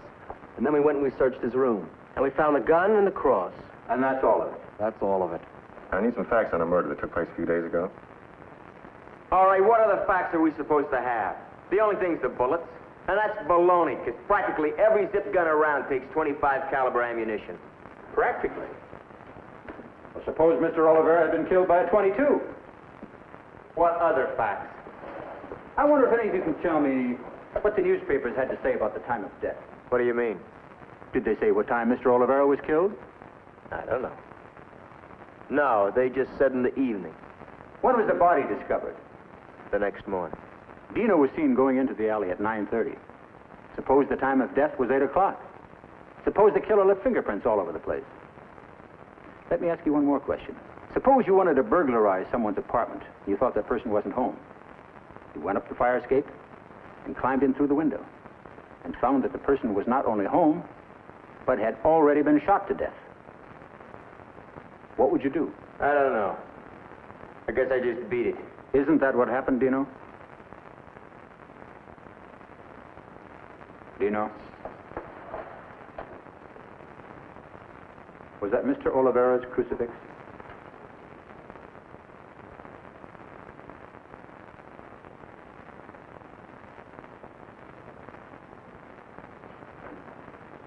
Why did you steal it, Dino?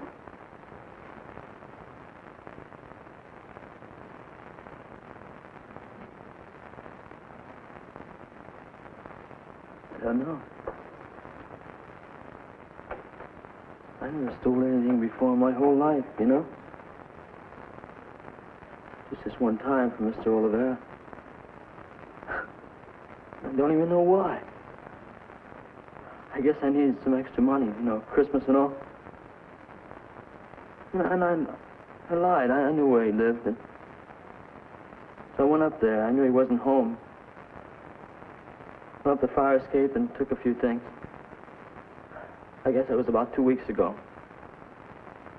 He didn't even have any money there. He didn't have much of anything. I took a silver tie clasp, and I found out it wasn't even silver. And a belt buckle. I threw that away. I mean, what am I going to do with a belt buckle anyway? There wasn't nothing else there. I took this. First I thought, well, I'll hock it, see? And I couldn't get myself to do that. And every time I would look at it, it made me want to cry. I didn't know where to put it, so I hid it under my pillow, you know? And I used to wake up in the middle of the night scared. I'd reach for it there, and it felt like it was moving, like it was alive. I actually felt like I was being haunted by God, you know, because, I mean, you see, the steal, this is just the worst thing I ever did in my life, just the worst. And I said to myself, well, you know you got to put it back, and I did. I went back up there on Christmas Eve, and I stumbled in the dark and fell over Mr. Oliveira's body. Yeah, he was dead. So I didn't know what to do then. I ran out of there, and I kept thinking all the time, well, they're going to blame me for killing him, naturally. And I thought, well, I'll throw this in the garbage after I get outside. When I came out there, I couldn't do that either. You see, I don't know about anything I did. I can't explain it. I guess maybe there's no explanation. But I'm sorry. Sorry.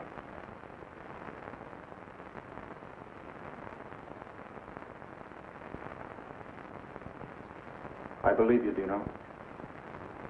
I imagine most of us do. I don't believe him. Why don't you believe him? Because that cross is worth a lot of money. And if he stole it 2 weeks ago, Mr. Oliveira would report it to the police. How do you know he didn't? And he would have told people around here that somebody robbed his place. He spoke to everybody around here. He would have said something. That's right. Would he? What was missing from the room? A worthless tie clip, a worthless belt buckle, and this. Where did you find this, Dino? In a drawer. A dresser drawer? That's right. It wasn't on the wall? No, sir. How many times did you see this? Once. What were the circumstances? I was in Mr. Oliveira's room watching TV, and he showed it to me. Why did he do that? How do I know? He was going through the drawer looking for some matches. It was in there, so he showed it to me. And he told you it was made of gold? That's right. He said it was worth about $500. But he kept it in a drawer. Yeah. Maybe he never mentioned it to anybody because he didn't know it was missing. I think this trial is over. Yes? Go ahead, Al. I wonder if I could say something.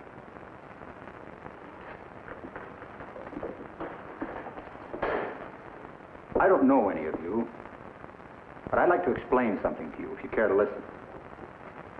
I believe you began this with good intentions. But when it comes to the law, that's not enough. The law has been painfully constructed by men over a period of thousands of years. It's so complex that no one man, or even one group of men, can know it all. Even the 9 judges of the United States Supreme Court have to refer to law books before they can make an important decision. Now, you gentlemen are interested in the law, and that's important to us, because some of the law books have gotten dried and musty, and some of the men who make these laws are old and tired. Now, we need your vitality, your enthusiasm, and your good intentions. But first, we have to be sure you know what you're doing. Used properly, the law is the basis of our civilization. Used improperly, it can be the means of our destruction. We must never allow it to fall into the hands of amateurs, or those who are prejudiced, or those who stand to gain by its administration. I'm sure you all agree with me on that. Anything? Spoke to Al Ashley. He's an assistant DA. Called homicide downtown. They have a man who's confessed to the murder of Mr. Oliveira. His case goes to the grand jury on Monday.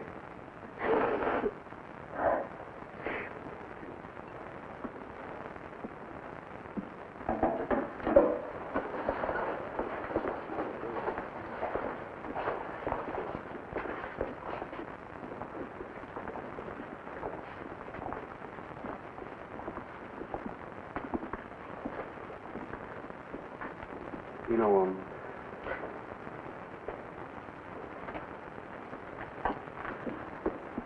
Doug, what were you going to do with him? I don't know. We never decided. I'm glad we happened by. So am I. I wish you'd come to me first with this. Now, all we need to continue helping each other to improve is respect for each other. Oh, I still respect you, Doug. I respect you, Mr. Benjamin.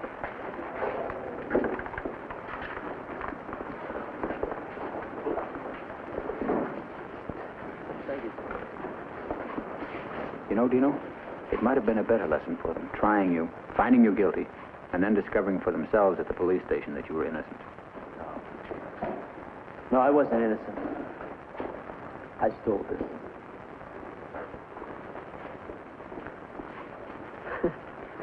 Maybe that's why Mr. Oliveira didn't report it missing. We each have our own little lie, Dino. What you stole wasn't really worth anything at all, was it? I wouldn't say that. Why don't you keep it, Dino? Just to remind you. Ken, let's go.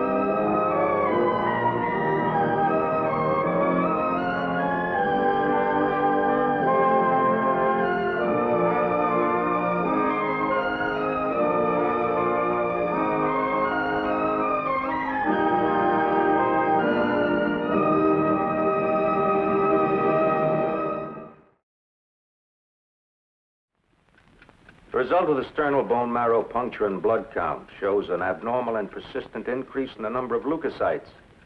We call this a high white count. There are also a large number of blasts or primitive tumor cells evident in the blood.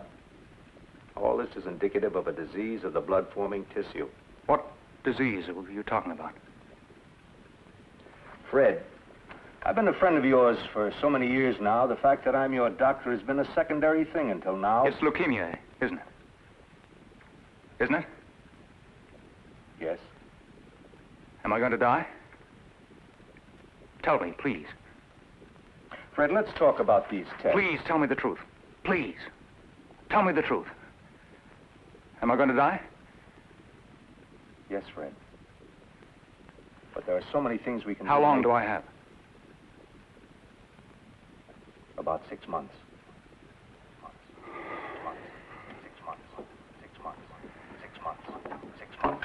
6 months. 6 months. 6 months. 6 months. 6 months. 6 months. 6 months. Fred. 6 months. 6 months. 6 months. Fred. 6 months. 6 months. 6 months. 6 months. 6 months. 6 months. 6 months.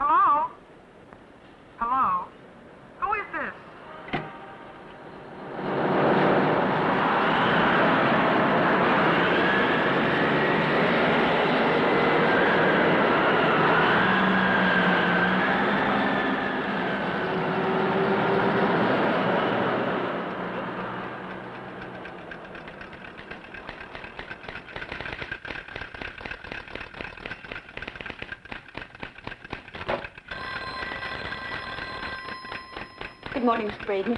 Your wife phoned. She wanted to know if you'd been phoning her. I told her you weren't in yet. Your wife phoned. Your wife phoned. Your wife phoned. Your wife phoned. Your wife phoned. Your wife phoned. Shall I take that down in shorthand? I have my book right here.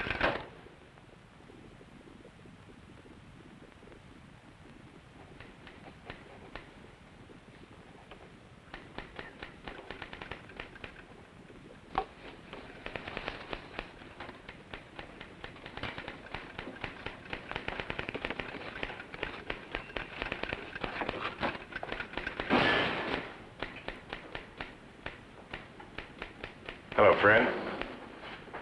What's the matter? What is it, Fred? Fred, are you all right? Read this, please. What is it? Just read it, John. Are you okay? What is this, Fred? Read it aloud. Listen, what's wrong with you? Read it aloud, please. I, John Ames, for good and valuable consideration, do hereby agree that upon the death of Fred Braden, I will commence monthly payments of $500 to Elizabeth Braden. These payments will continue for 10 years. What is this, Fred? I'm going to die. Sign it, John. What do you mean you're going to die? Just sign it, please. Who said you're going to die? I have leukemia. Are you? I'm sure. John, sign the letter, please. I don't believe it. It's impossible. Let's talk about it. I can't. John, please. This business will be yours in 6 months. That's our agreement. I want to know that you'll take care of my family. Please, sign the letter. I just can't believe it. It's true. Sign it. Let's take our time. Let's do it properly. This isn't even a legal document. Sign it, John. Sorry, it ought to be done properly. We'll do it properly later and then tear this up. Why don't we think about it? I don't want to think about it. Sign it. Not now. I'm going to die. Not now, Fred. When? Let's not talk about it. When? Fred. When? Let me talk. Fred, I don't want to discuss it anymore. You're not ever going to sign it, are you? Fred, I think you ought to Are go you? and... No, I don't think so.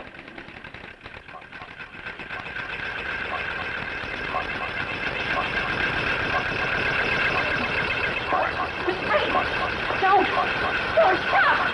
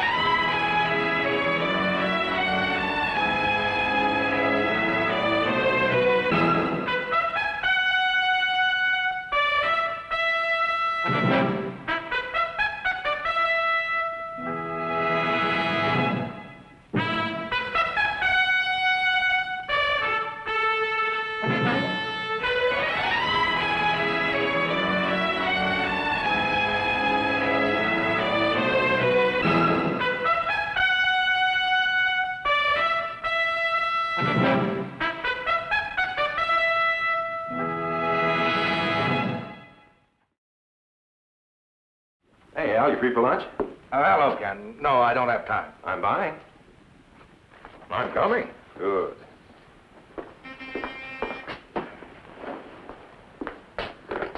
Yes. Who? Frederick Braden? Yeah, I got a preliminary on him from Nolan. All right, send him in. Stick around. This will only take a minute. Oh, life is rough. You know, I spent 4 hours in front of a grand jury today. Oh, that difficult, huh? No, that's the trouble. They were sweetly reasonable. They gave me 6 indictments.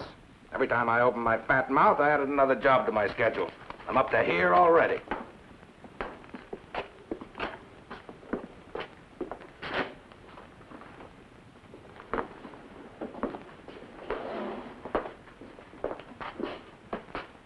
Sit down, Mr. Braden. I'm going to ask you some questions. You're not under oath here, and you don't have to answer, but if you do, I must warn you that anything you say may be used against you. Is that clear? Is that clear, Mr. Braden?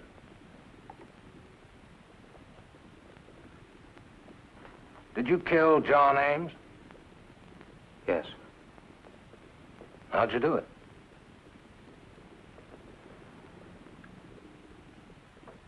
I choked him. Where'd this happen? In the office. At what time?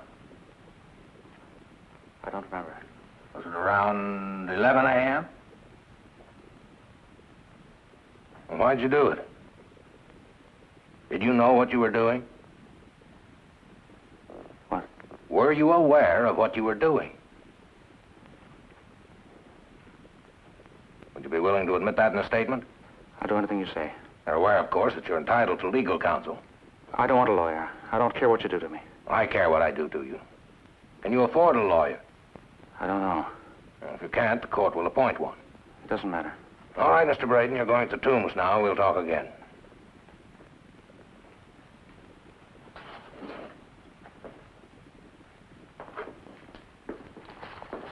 Oh, it takes all kinds. Oh, poor guy. You know, it's a little uncomfortable being in on somebody's private moment of agony. I just as soon have waited outside, Al. No, you're just like your father. Neither one of you will ever get hardened to the sordid facts of life. It's a nice trait. Now, beat it, will you? I got to get work done. Hey, what about our lunch? Lunch? What's that? Okay.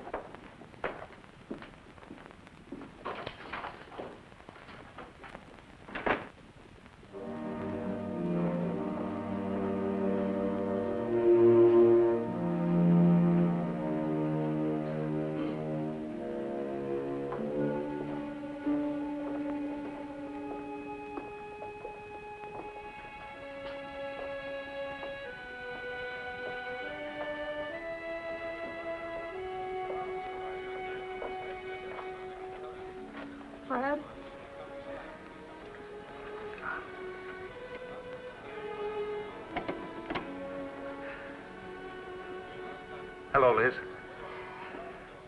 Are you all right?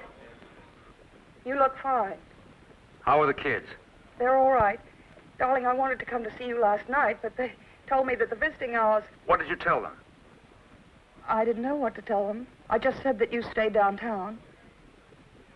What happened? How do I tell you this? Just tell me. What is it? I wish I could touch you.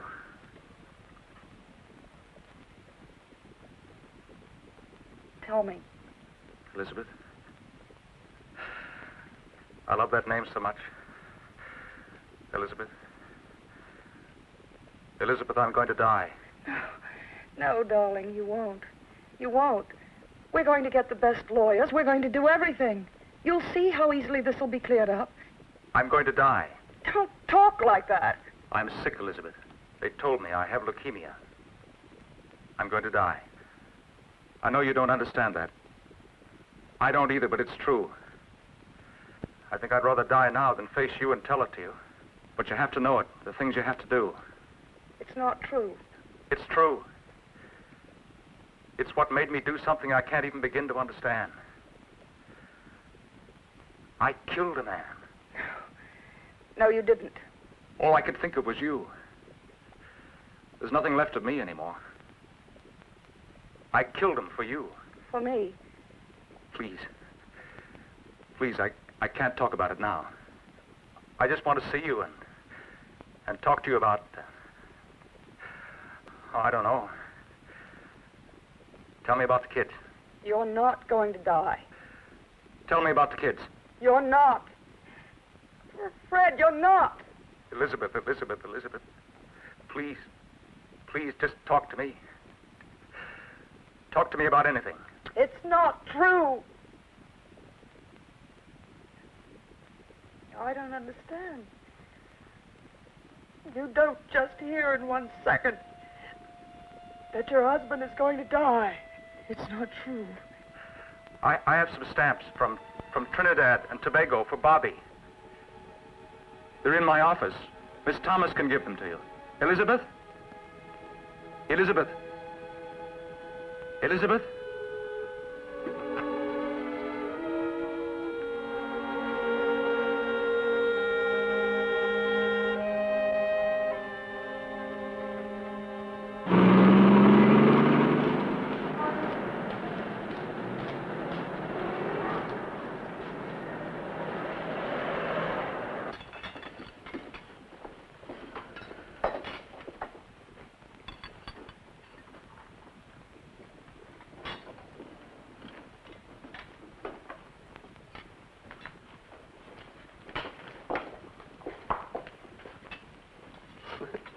You're moving your lips.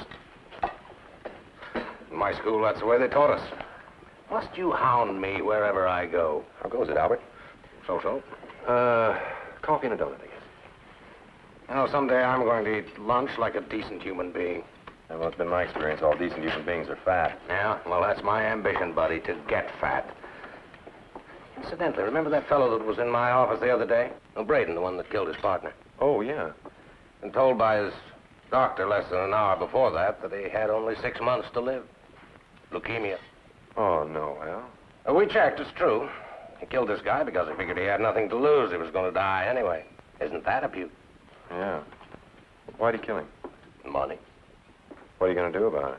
Well, I talked it over with the boss. We're just going to let it slide. Indict him but not bring him to trial? That's right. What's the point in going through with the whole thing? By the time we get it on the calendar, get him convicted, finish with the appeals and sentencing, he'll be dead anyway. Well, entitled to a trial. Sure. Well, sure he is, but let's be practical. What's the point of going through all that trouble? Wasted the people's money. And anyway, we figure we're giving him a break. How? By just letting him live out his last 6 months in peace. In prison? But in peace. And without dragging his name through the newspapers. Well, he might like a chance to clear his name, Al. He hasn't got a chance. I'd convict him with my eyes shut. What makes you so sure? Eat your donut. No, wait a minute. I'm serious. You don't know what a jury's going to do. They might like the color of his eyes or something. Ken, don't be ridiculous. I've got a lock on this case. I'm telling you, the man hasn't got a chance. Yes, but he deserves a fair trial anyway. And what's all this business about saving the people's money, Al? What's justice got to do with money? All right, I don't want to argue about it. How do you know some bright young lawyer might not just beat your brains out? Because I know it. Yeah, well, suppose he did. Suppose he pushes for a fast trial and wins it. Now, that man would be able to spend his last few months alive with his family, right? I don't care about that. He killed a man. Well, Al, you haven't proved it. I don't have to prove it. He's confessed and there was a witness. What are you getting so hot about? That's just it. I don't see how you can deny him a chance to win. Just what kind of justice are you dispensing lately? Oh, you astonish me. If this were my office now, you'd be flying out the door. I could beat you on this. You could? That's right. I could beat you. What's the matter? You need the business or something? No, I don't need the business. I'm just interested in knowing, Al, where you get the right to determine where that man's going to die. You haven't been appointed God yet. You just let the law take its course. You want to oppose me on this in court? I might just go over and see if I can't get the judge to appoint me to defend him, yes. No, you go right ahead and do that, Sonny. I'm gonna knock you on your tail this time, Sonny. Wait a minute, there's something I ought to tell you. Braden doesn't want a trial. He wants to die in peace, in prison.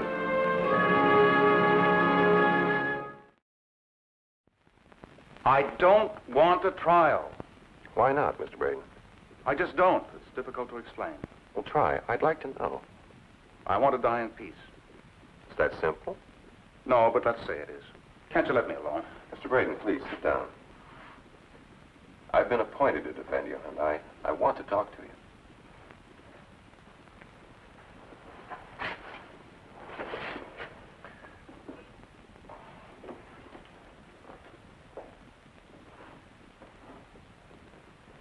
Why did you kill him? Because he refused to agree to support my family after I died. Why should he support your family? I don't know. Maybe he shouldn't. That's over now. There's no point in talking about it. Did you have a partnership or a corporation? Partnership. Mr. Braden, what kind of an agreement did you make in the event of death of one of the partners? The other partner becomes the sole owner of the business. Look, I appreciate your interest, Mr. Preston. So that you own the business now, and you can make arrangements to have it support your family? Yes. But if you died before your partner... I didn't ask him for very much. I set up the business. I made it a success. I put up the money for it. Every cent I had. I brought John Eames in as a partner a year later. Does he have a family? No. Mr. Braden, don't you have any life insurance? No, I let it lapse. Put every cent I had in the business. I have no savings either. Mr. Preston, I don't want to talk about it. Mr. Braden, you deserve a trial. I don't want it. Well, this is difficult to believe, I suppose, but I think I have a chance to win it. I killed a man I don't deserve to win. Now, the law says that you're not competent to be the judge of that. The law doesn't even allow you to plead guilty. Did anyone ever tell you when you were going to die? No. Any idea what it feels like to know? I think I can imagine. You become something else. Another person. You find yourself thinking brand new thoughts and doing things you've never done before, like killing a man. Mr. Preston, I don't want to live. If they'd let me, I'd lie on the floor in a corner until it was over. Don't you see, the less you regret what you're leaving, the more you're at peace. Mr. Braden, suppose you do find peace. Then what? What does your family find? I don't know. Mr. Braden, I think I have a chance of winning. I can give you 4 months with your family. Maybe 5. Please. These could be the best months you ever lived. In a way, you're lucky, you know. Not many people have the opportunity to live as though there's no tomorrow. You can. You can be selfish. You can spend all your time enjoying your family. I'm offering you a chance to live until you die. Now, I'm going to move for an immediate trial. I'm going to push them until they give it to me. And I'm going to beat them. I'll see you soon, Mr. Braden. I'm going to see your wife now.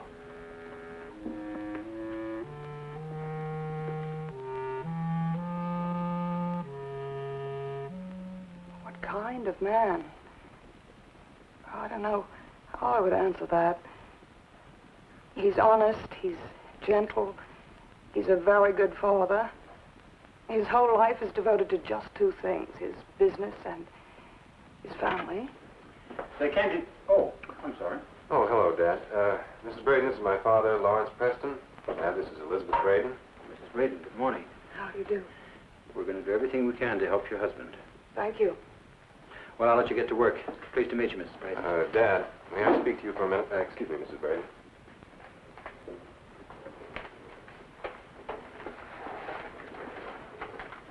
Dad, I hope you're not... Oh, what did Judge Cortland say?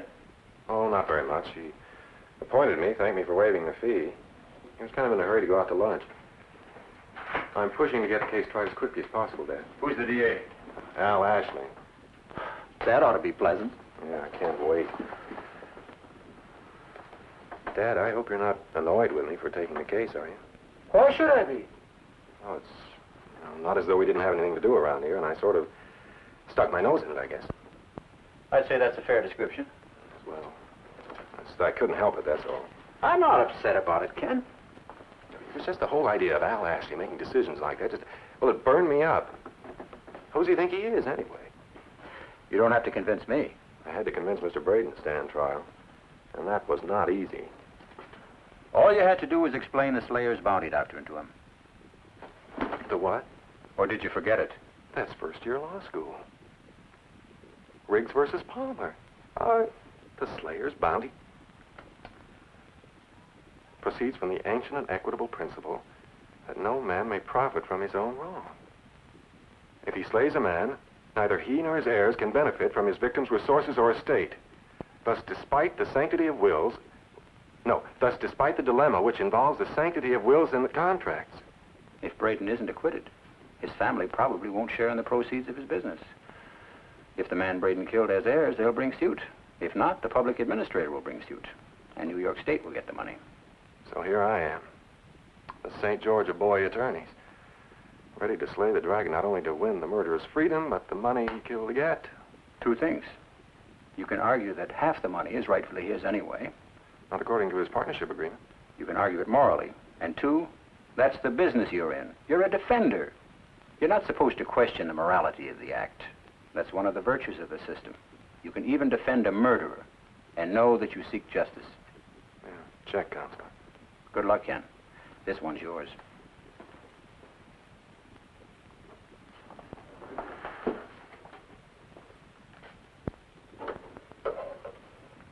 I'm sorry, Mrs. Braden. Mrs. Braden, there's something I want to tell you. Now, your husband killed to provide for you and your children. 10,000 years ago, society accepted that. Today, it doesn't. There's a doctrine called Slayer's Bounty, which says that if he's proven guilty, the money that he killed to get probably won't go to you at all. Yes. Well, Mr. Preston, I don't care about the money. I just would like to have my husband with me for as long as I can have him.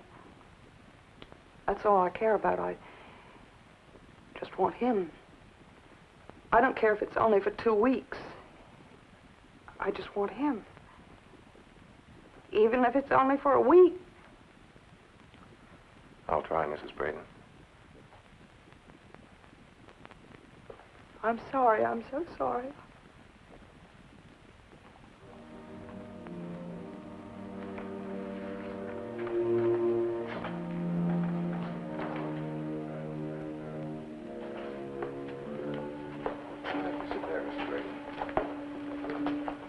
How long will it take? Oh, I think a day or two. The prosecution won't have more than 2 or 3 witnesses. Well, what do you think will happen? I don't know, Mrs. Braden. We've been over that before. I know. I shouldn't ask you. No, that's all right. You ask me anything you like. Well, it's just funny. I've been married 14 years now. I'm so nervous about seeing him now. 4 weeks he's been in that prison, and I've only seen him through a little window. I haven't even touched him. How do I look?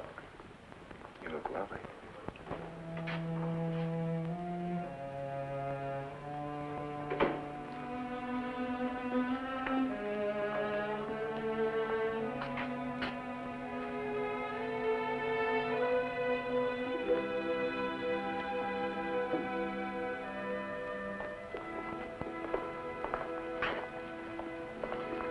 You're a brilliant director. Jury ought to give this performance 4 stars. And you ought to have your mouth washed out with soap. I'm shaking. It's just like that first time you held me. Don't, Liz. I know, but I can't help it. How are the kids? They're fine. They miss you. Say hello for me. You look very nice. I spent an hour on my hair. Fred, I love you. And I don't care about anything. I love you. Yes, I know you do. I love you, Fred. Death was caused by manual strangulation. Doctor, how long does it take to kill a man by manual strangulation? Well, that depends upon the violence of pressure used, of course, and the physical condition of the victim. But in any case, it would take some time. Now, how much time? Can you give us some idea? Well, I would say at least a minute and a half, possibly much more. Do you have an opinion which you can state with reasonable medical certainty as to how long it took to strangle John Ames to death? I can. Judging by his weight, size, and physical condition, I would say it took at least 3 minutes. At least 3 minutes? Maybe more? Possibly more. Thank you, sir. Your witness. Now, Dr. Long, you've stated that it took at least 3 minutes to strangle John Ames to death. Yes, sir. Could it have been 4? It could have been, yes. How about 5? No, I don't think so. No, but it could have been 4 minutes. Yes, sir. Now, Dr. Long, what was John Ames' general physical condition? Excellent. What was his size and weight? He was 6 feet 2 inches tall and weighed 205 pounds. And would you say he was a good-sized man? I would. A heavy man. Mr. Braden, would you rise? Now, Dr. Long, could you tell me approximately the size and weight of the defendant? I would say he's about 5 feet 11 inches tall and weighs about 165. In other words, he's a lighter man than the man he strangled. Yes, sir. Thank you, Mr. Braden. Now, Dr. Long, you stated that Mr. Ames' windpipe had been violently compressed from 3 to 4 minutes. That is correct. Without any let-up. It would have to be, yes. By a man who was approximately 40 pounds lighter. Yes, sir. Now, Dr. Long, in your opinion, would you say that the strangulation of Mr. Ames by Mr. Braden had been an act of normal or abnormal strength? Objection. No, I'll allow it. Overruled. I would say it was an act of abnormal strength. Abnormal? Yes, sir. Thank you. No further questions. When Mr. Ames refused to sign the paper, Mr. Braden began to choke him. What did you do? I screamed. Did the defendant stop what he was doing when you screamed, Miss Thomas? No, he kept right on. I tried to pull him off, Mr. Ames, but I didn't have the strength. He just kept right on, strangling him. What happened then? Mr. Ames got blue in the face. And finally, Mr. Braden let go, and Mr. Ames fell to the floor and just lay there. What did you do immediately after that? I called the police. Your witness. Miss Thomas, what did Mr. Braden do when John Ames fell to the floor? He just sat there in a daze. I don't think he knew what had happened. I moved to strike everything after he just sat there. Strike it out. The jury will disregard it. No further questions. I now ask that Mr. Kenneth Preston be called to the stand.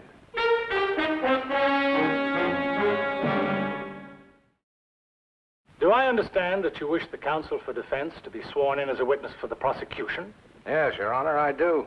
Would you both approach the bench?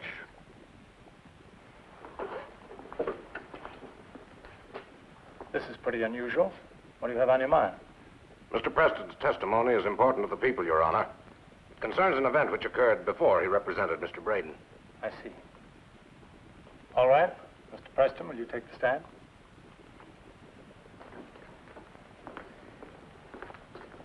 Do you swear to tell the truth, the whole truth, and nothing but the truth, self you God?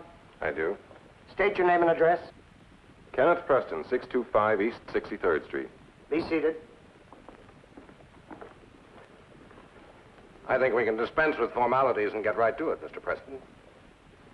Were you in my office on the afternoon of March 14th? Yes, I was. Were you present when the defendant was brought in for questioning? I was. Did you hear me ask the defendant whether he was fully aware of what he was doing at the time he strangled John Ames to death? I did.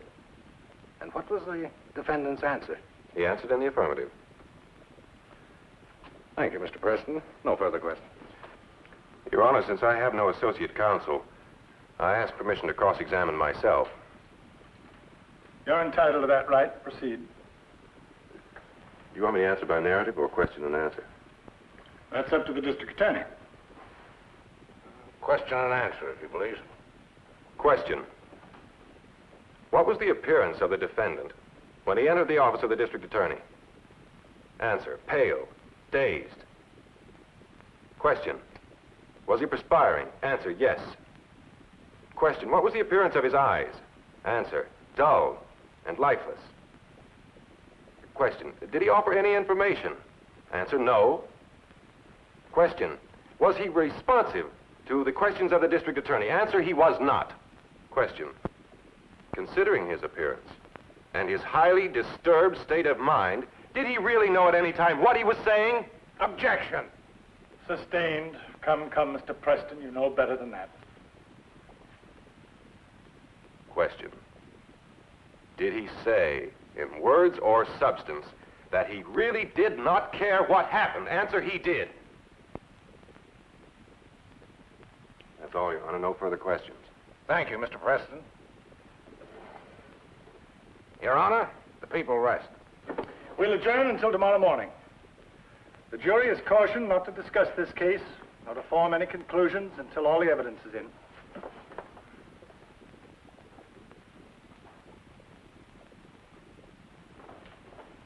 Fred? Mrs. Braden, how old is your son? 10. Is he the older of the two children? Yes. I want to put him on the stand. No. I think it'll help us, Fred. The answer is no. I'm not going to have him subjected to something like that. I need it, Fred. No. When do you want him, Mr. Preston? Elizabeth, I said no. But, Fred, if it will help you... I don't want to be helped that way. It's my life. What's left of it? That's not true, Fred. Only part of it belongs to you. Part of it belongs to us. You've got me and the children, and we want you. We're entitled to you. Oh, no, please, please. Fred, he's big enough. He's 10. He'll die if you don't let him have a chance to help you. He'll die. Fred, he'll be so proud. He'll be earning the right to be with you. For however long it is.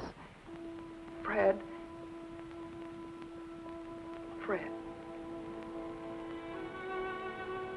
When do you want him, Mr. Preston? Tomorrow. Thank you.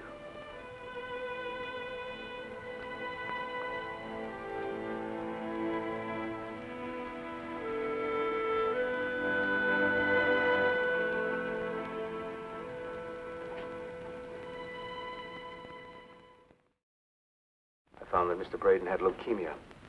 It's a fatal disease of the blood-forming tissues. That he had approximately 6 months to live. And did you tell him this? I did. Doctor, describe his looks or actions after you told him. He went into shock. Would you elaborate on that a little further? Well, he became pale, started to tremble and perspire, and his eyes had a fixed stare. In your opinion, at that time, was he conscious of what he was doing? Objection. This witness isn't a psychiatrist and therefore not qualified to express an opinion. The witness is a qualified physician. Your objection goes only to the weight of his testimony, not to its admissibility. But, Your Honor... You can check his qualifications upon cross-examination. Objection overruled. Doctor, I'll repeat the question. Was the defendant conscious of what he was doing? I would say no. Right. Now, Doctor, did Mr. Braden say anything after you told him this tragic news? No, sir. What did he do? Simply arose and left my office without a word. Thank you, Doctor. You're with us. Dr. Reeves, how long has Mr. Braden been a patient of yours? Oh, approximately 7 years. Has the defendant ever suffered from nervous disease, emotional disturbances, or similar disorders? Not to my knowledge. Has he ever complained of blacking out or loss of memory before? No, sir. Dr. Reeves, are you a practicing psychologist? No. Are you a practicing psychiatrist? No, but you must understand, when you tell a man that he's going to die... As a practicing physician, you've had to tell other patients they were going to die, have you not? Yes, sir. Did any of them take this news with no emotion whatsoever? No, sir. Didn't they all go into some state of shock? More or or less, yes. Begin to perspire, to get pale, and otherwise show signs of great tension? Well, in varying degrees, yes. Then isn't it a fact that there was nothing extraordinary about the defendant's reaction at that point? Well, yes. Did any of your other patients, upon hearing the news they were going to die, go out and kill another man in cold blood? I object, Your Honor. Did they, Dr. Reed? I object. Sustained. That's all. We'll recess for lunch. The jury is cautioned not to discuss this case, nor to form any conclusions until all the evidence is in.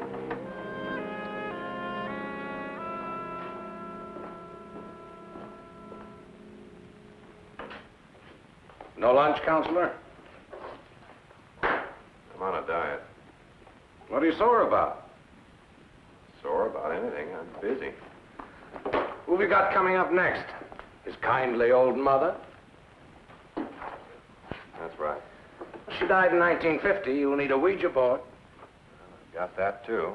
What's all that nonsense about Braden not knowing what he was doing? Al, it's not nonsense. That man could not have killed anybody if he'd known what he was doing. Despises the whole idea of killing.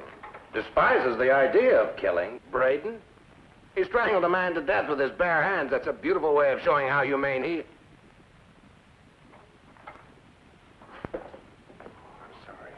Hello, Bobby. Who's that? That's the district attorney. Bobby. It's not going to help your father, Bobby. He didn't have to say that. No, he didn't.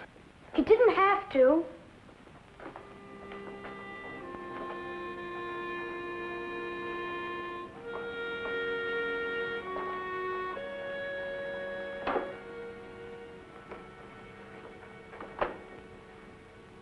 Mrs. Braden, has your husband ever been called up for military service? Yes, And when was that? in January 1943. And that was in World War II. Yes. Could you tell the court and jury what happened when he was called up? He was a conscientious objector. I object to the question, and I object to the testimony of this witness. Your Honor, I'm trying to lay the basis for a hypothetical question which will be answered by a psychiatrist later in the trial. Laying the basis for a hypothetical question cannot justify the introduction of hearsay evidence. The defense is temporary insanity. This is a psychiatric defense. Now, the psychiatrist must have a picture of the normal personality as well as the structure of the individual. Well, you're on the borderline of admissible testimony, Mr. Preston. But in a capital case, we're required to be liberal. I'm going to allow it. Objection overruled. Thank you. Now then, Mrs. Braden, do you know of your own knowledge whether your husband was a conscientious objector because of any particular religious conviction? He wasn't a religious man in the conventional sense, but it was a moral issue with him. And did he offer his services to the Army in any other way? Yes. Specifically how? He volunteered as a litter bearer and a hospital worker. He asked to be sent to the front line so that he could help save life instead of destroy it. And did he go to the front lines? Yes, they accepted him in alternate service as a litter bearer. Now, Mrs. Braden, did anything unusual happen to him while he was in combat? He was wounded in action twice. Right. Now, Mrs. Braden, how long have you and your husband been married? 14 years. And how many children do you have? 2. Has he ever struck the children? Never. He's never punished them physically. And did he ever give you any reason for that? He hates violence. Any kind, even the most simple, harmless kind. I'm afraid when it comes to the bringing up of the children, I'm responsible for their spankings. Now, Mrs. Braden, can you remember any instances which would demonstrate your husband's feelings about violence? Yes. Many. I remember when he declared himself as a conscientious objector, he was attacked. Your Honor. Overruled. You'll have a chance to cross-examine the witness. Go on, Mrs. Braden. He was attacked by the local paper. We lived in Oxdale then. It's a little town outside New York. They ran an editorial about him, calling him a coward. One day, 2 men stopped him on the street and began calling him names. Names I couldn't repeat here. And he began calmly trying to tell them how he felt about killing. He didn't have to do that, but he tried to explain to them how he believed in the sanctity of the human life, even theirs. They answered him with obscenities. They spit on him. He didn't do anything. Then they challenged him to fight.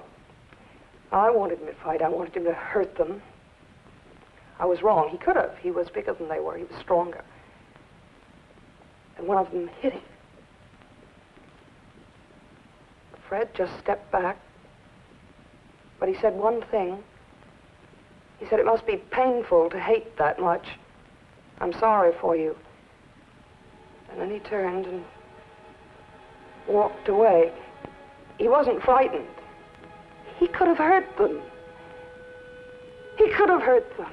Elizabeth, don't! I have no further questions. I have no questions.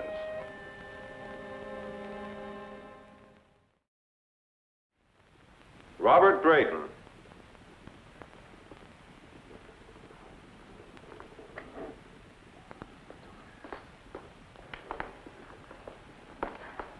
Bobby? It's all right, Mother.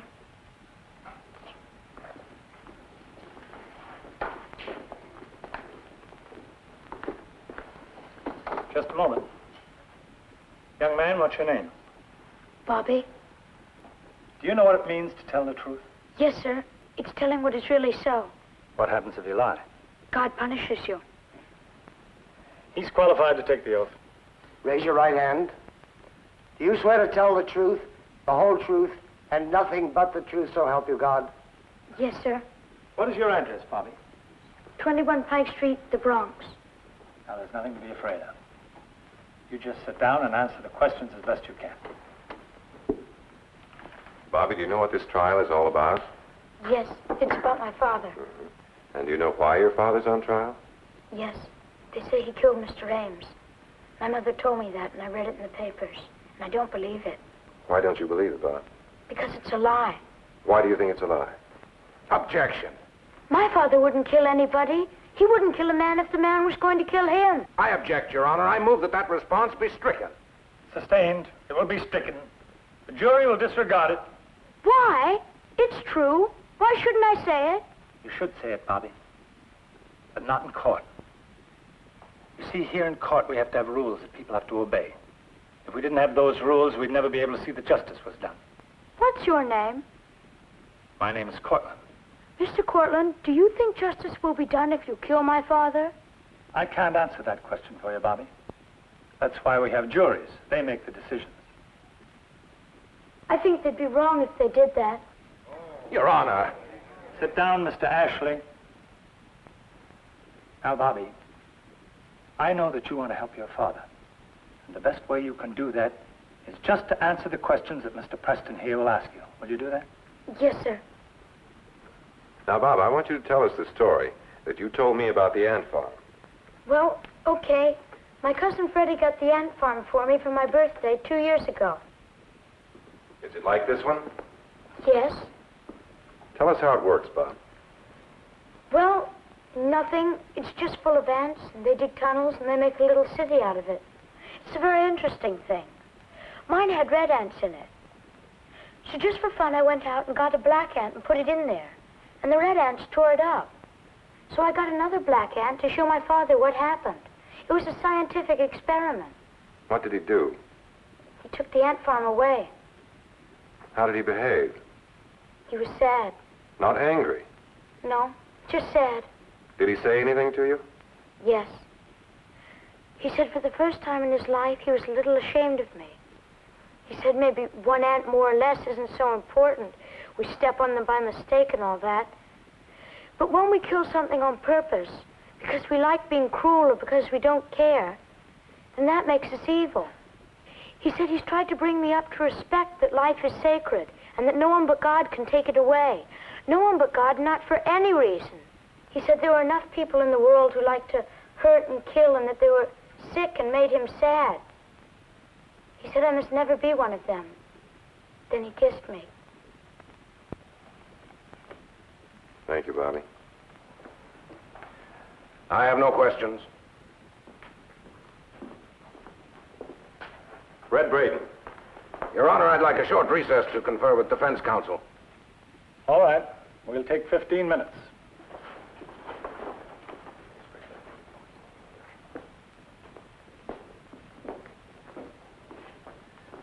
I needed this recess to bring a violinist into the courtroom. You gotta have the proper background for that stuff. Buddy, you ain't seen nothing yet. Don't tell me, I can't wait.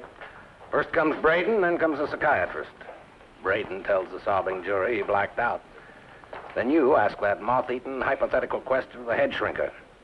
Would a man, such as has been described here, have been aware of the nature and the quality of his act? Answer, no. Well, could he have been, Al? I don't know. Listen, he's a nice man. He'd have to be to have a kid like that. He's got 4, maybe 5 months to live. Come on, Ken, what do you think I am, the sentimental slob of Foley Square? I've got a job to do. What do you want to talk to me about? I want to offer you a deal. Why? Didn't your father ever tell you not to look a gift horse in the mouth? No, he didn't. Well, I'll tell you why. I don't know which will move the jury. Your heart-rending performances or my strong, logical, legitimate case. Might be a standoff. I might win or you might win, correct? Well, I expect to win. No, you don't. Might go either way, and you know it. You started with no chance at all. You brought the odds up to even money. My hat's off to you. In honor of your genius, I'll offer the following. I let Braden plead guilty to involuntary manslaughter. If he does, I'd guess the judge will throw the book at him and then suspend sentence. He'll be able to go home. I'll have a conviction. Well, I'll have to ask you now. Do you mind telling me why you're doing this? Because I'm a busy man. No, I don't think so. I think it's because you're a sentimental slob. It's a nice trait.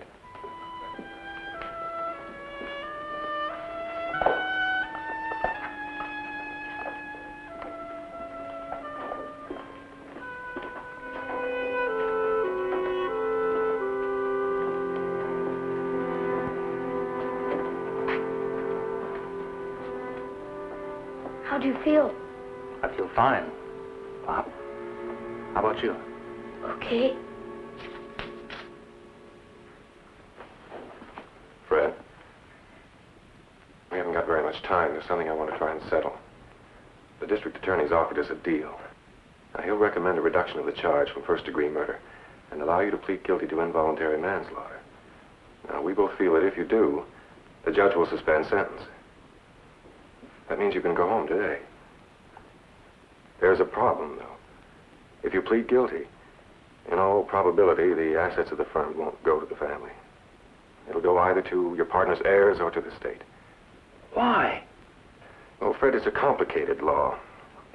You'd have to be proven not guilty in order to get the money. Why didn't you tell me this before? I should have. But I thought you had enough problems. But don't you see, this is why...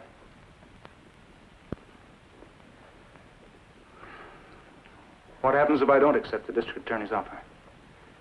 If we continue the trial? If you win, you'll go free and your family will get the money. But if you lose... What are my chances? 50-50. It's up to you, Fred. Fred, I don't care about the money. I don't care. We'll manage. We just need you. We've so much to do. Come home, please, Fred. I'm having trouble with mixed fractions, and Mom doesn't know what that means. You can help me. I miss you. Fred, it's a nice day to start living.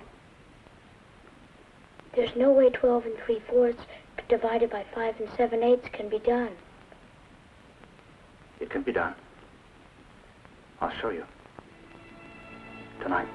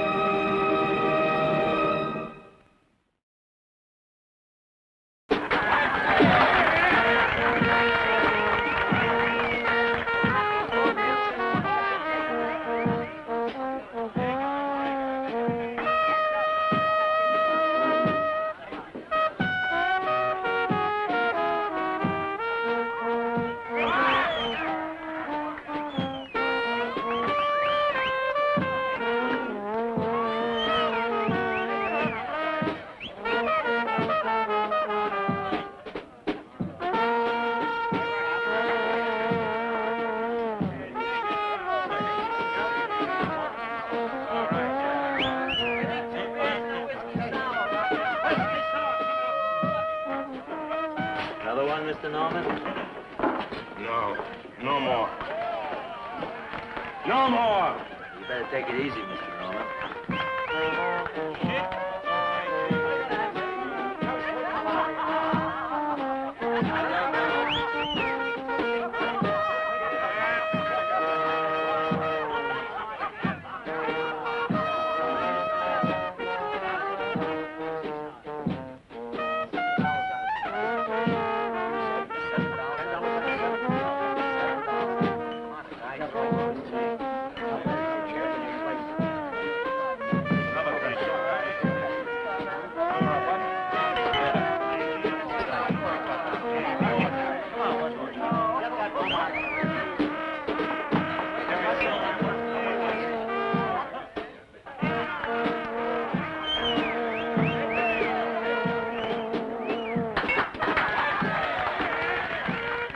Don't look at her that way. You better go home, Mr. Norman. Hey. Hey.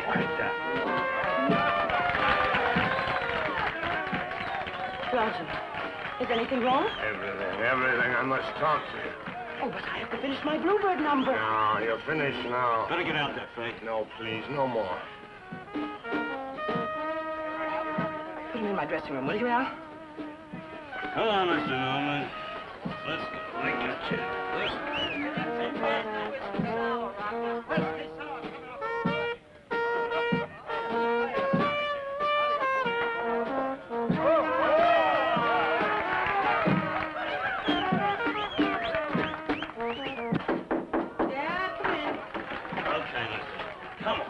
Let's sit down. No, leave me alone. Mr. Norman, what's happened? He's drunk is all. I'm not drunk. Just disgusted. Night after night. Taking her clothes off in front of all those people.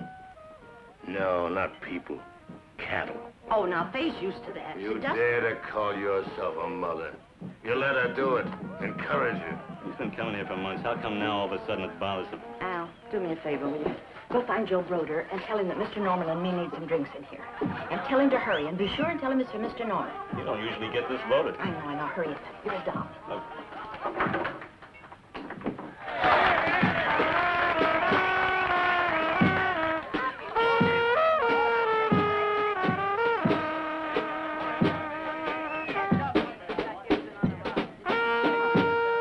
Do you think I like to see my daughter working in this business? Hey, don't try to stop her. Well, like everybody else, we have to eat. There are other forms of work. Not at these salaries, there aren't. You know the cost of living these days. You're an intelligent man, a writer of books, a man who gives lectures at universities. All right, Professor, you tell us what else we can do. Oh, I don't know. Let me get out of here. Oh, dear.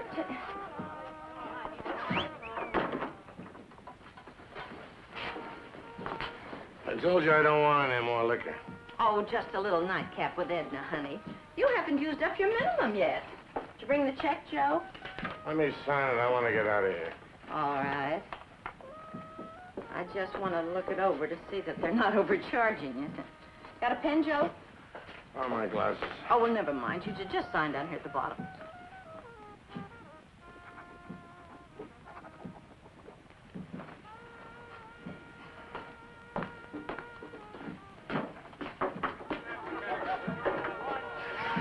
Tell Faye I left because... No, I'll tell her myself sometime. When she's dressed. Well, that was painless. This ain't gonna work, Edna. I just want your signature, Joe, not your opinions. By tomorrow, he'll sober up and remember all this, and all he has to do is make out a new will. That's right. So where's Ellie Faye? Well, we won't know till he sobers up. But I know that if I were a college professor, I'd pay most anything to keep it from coming out that I was so involved with a stripper I'd left her my entire estate. To keep a thing like that quiet ought to be worth, say, $10,000.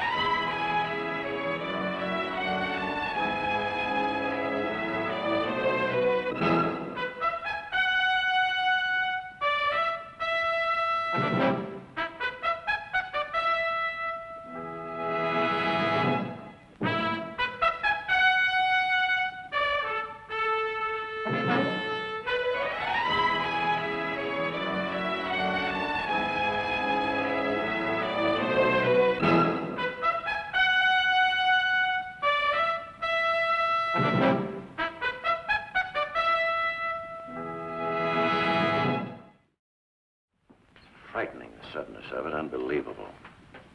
I only met Roger Norman once at a alumni meeting. He'd had about 3 too many. Yes, that became one of his problems these last few years.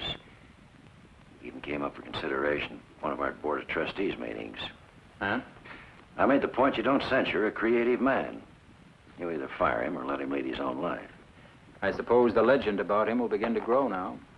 It'll never be as exciting as the truth. I don't imagine you came to hear a eulogy. You want to tell me about Roger's estate.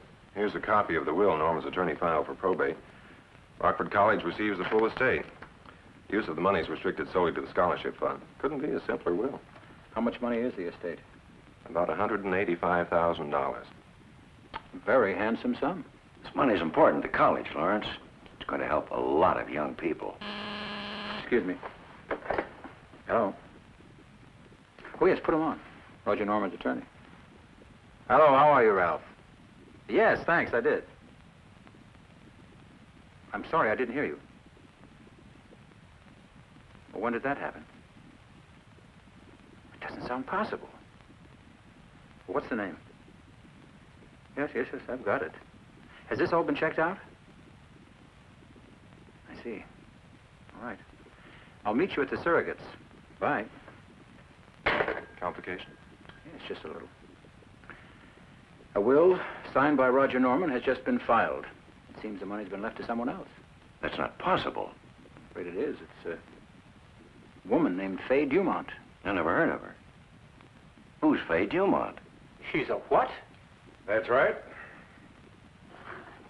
A stripteaser. And she's your client? Why not? She has a very sound case. Do you know who Roger Norman really left that money to? Yes. Faye Dumont. Rockford College. You must have known that, James. Yes, indeed. You don't think the college deserves the money? What do you mean, morally or legally? Both. Morally, perhaps. Legally, no.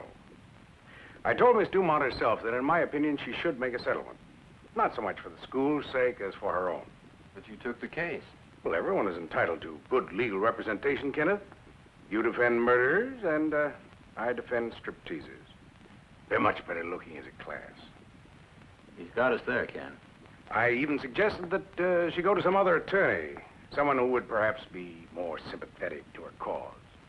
Oh, no, Mr. Stanhope, said she, I want nobody else but you. Did she chuck you under the chin as she said it? Only verbally, I'm afraid. She must be a shrewd cookie.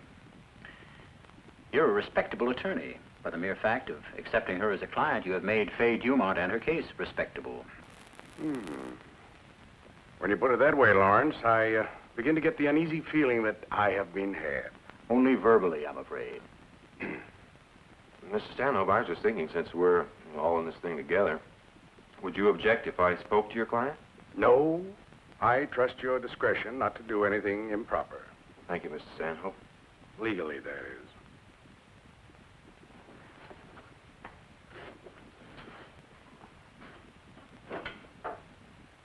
Lawrence, you're not going with him? I'm his senior partner, am I not?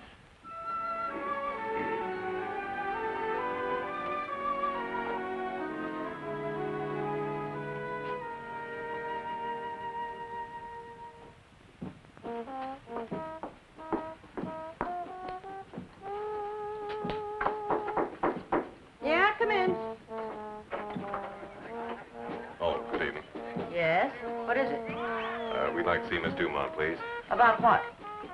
Well, I'm afraid that's confidential. Well, I'm afraid I'm her mother. What do you want? Well, we'd like to talk to her about Roger Norman's will. Are you cops? No, attorneys. That's almost as bad. Attorneys for who? We're the attorneys for Rockford College. My name is Preston, and this is my associate, another Mr. Preston. Yeah, well, Faye's not here. We'll wait. She hasn't anything to say to you. And you know you're not supposed to even be here. Well, we have Mr. Stanhope's permission to speak to her. Oh? Well, you don't have mine. Did you know Roger Norman, Mrs. Dumont? Her name's Holly, Edna Holly. Mrs. Holly. Sure, I knew Roger Norman. Wasn't he here every single night? Over how long a period of time, would you say? Long enough to get to know Faye real well. Did you know that his last will left his entire estate to Rockford College? His last will had Faye Dumont's name on it. Otherwise, you wouldn't be here, would you? We suspect the will you have reference to may have been improperly drawn. Well, then you take us to court and prove it. Well, now, Mrs. Holly, we'd like to avoid going to court, if that's at all possible. Sure you would, because you don't have a case. No, because it's an ugly case. Stripteaser versus a college. Tabloids would have a field day.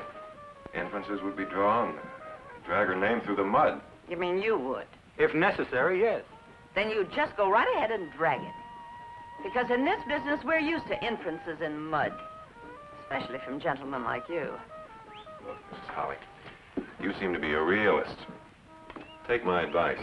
Accept a settlement and renounce the will. Well, if the will's no good, why pay us anything? Well, it's customary in borderline cases like this to accept a settlement.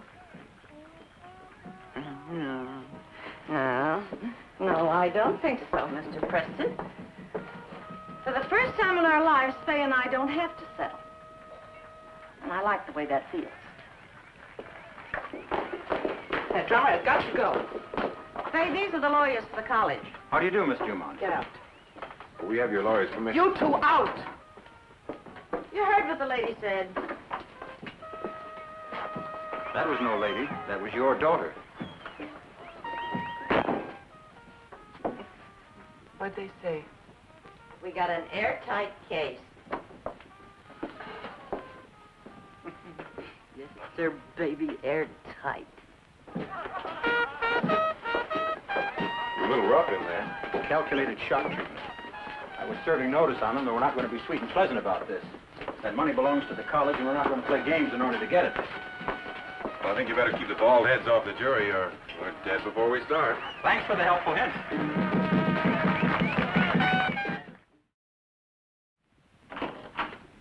Sticky little question. What about? About the Faye Dumont case. You seem to be obsessed with that case. There are a lot of other unfinished cases around here. Dad, why can't that will be genuine? I don't think it is.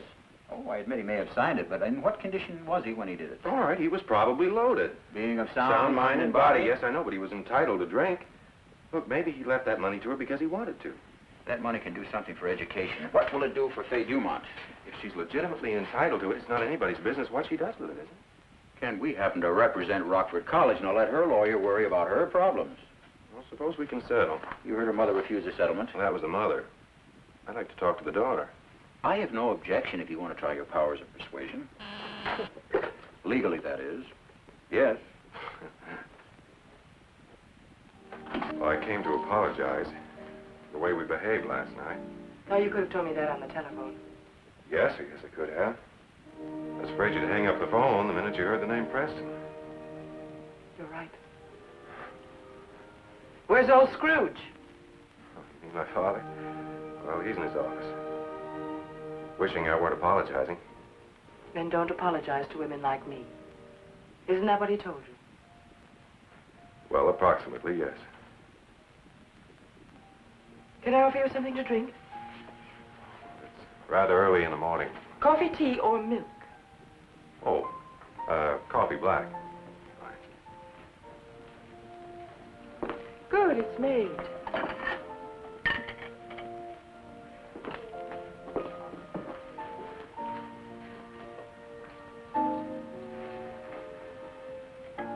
Sit. Do you mind if I say something now that I've said I'm sorry? Well? It's just that I never expected to find you living in a place like this. Of course not. You come to a stripper's home. You expect to see her prancing around half naked, smoking opium, munching peeled grapes. Well, you'll never know what threw me the most. Beethoven. Mozart. Oh. Don't feel bad. Late Mozart and early Beethoven are very hard to tell apart sometimes. Do you mind telling me where you learned all this? Roger Norman. You say that as though it's all clear to you now why I even bother with that kind of music. Well, all I said was, oh. You don't need to be on the defensive. Or for you to be patronizing. Not all stripteasers play Mozart on their hi-fi sets. Now you're talking, Mr. Preston. No. Not all strippers play Mozart or read books. The only thing they have in common is their means of livelihood. Now, all taxi drivers aren't the same. Neither are all college presidents or deep-sea divers. They are individuals, not categories. I know. It's difficult not to generalize. Take me, for instance. I always think of a lawyer as a stuffed shirt. Now, isn't that wrong? I think the jury is still out. I didn't mean to change your whole outlook on life in one fell swoop. What's yours? My what? Your outlook on life. That's a tall order. I don't know. I guess I want the same things that other girls want. What your girlfriend would want, for instance. What is she? Smith? Vassar? Wellesley. Oh. I take courses at City College, 4 classes a week. Is that where you met Roger Norman? We were discussing your friends now, not mine. I'm sorry. This girlfriend of yours. She goes to school to study, to improve herself. So do I. She probably wants a home. So do I. If it's normal for her, why not for me? The only difference is that I have to work for it. I have to support myself, undressing in public, because it's the only thing I know how to do. I hate it, especially when I run into people like Roger Norman. I never asked him to come down and see me work. But some wise boy in one of my classes spotted me one night. And a couple of nights later, I saw Mr. Roger Norman sitting out there. I never felt more naked or dirtier. And Roger knew that. He came back to my dressing room afterwards. It was quite a scene. I couldn't stop from crying. Until Roger convinced me that if anyone was to be ashamed, it was the audience, not me. He was quite a fellow, Roger Norman. Did you see him often after that? Every night. Did he love you? Well, he must have if he left me all his money. He never told you he did? I thought you promised to do all the talking. Newman, I'm trying to keep you from being hurt.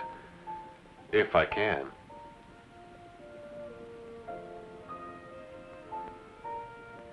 Don't worry. I can handle myself. No. He never told me that he loved me. Because decent as he was, he couldn't quite get over the fact of what I was. Just as you can. Now, how could he go back to his friends, his students, and tell them that he was in love with a stripper? They'd laugh in his face, think he went senile because they've got pigeonholes for minds. Strippers are to look at, not to love. But he loved me. He proved that by leaving me his estate. A half hour before throwing himself in front of a subway train. Yes, as a matter of fact, Mr. Stanhope granted both my son and me permission to speak to your daughter. Why? Well, frankly, in the hope that we'd succeed where he failed, convincing your daughter to try and settle this thing before going to court. Well, your son's been a little too amicable, if you ask me. And I want you to keep him away from her. Is that your daughter's wish or yours? Or are you, in fact, Faye's secret partner? I'm her mother. That's a biological, not a financial connection. Do you think it's wrong for me to want to see my daughter better herself? It's the oldest law of nature. What isn't quite as natural is for a parent to try and better herself by using her daughter. Of course, there are some species in the animal kingdom that even eat their young to survive, but they're generally looked down upon as lower forms of animal life. Oh, yeah. Well, both of you keep away from Faye or there'll be trouble. That's all I came here to tell you. To put it in your own words, everything else is irrelevant and immaterial.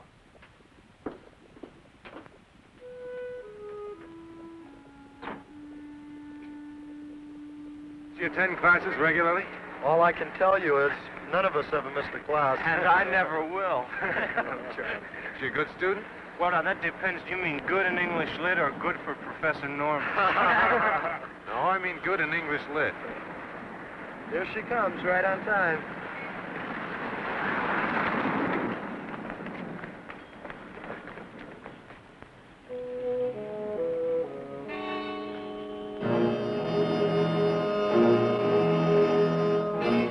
Come on, Faye, baby. Take it off.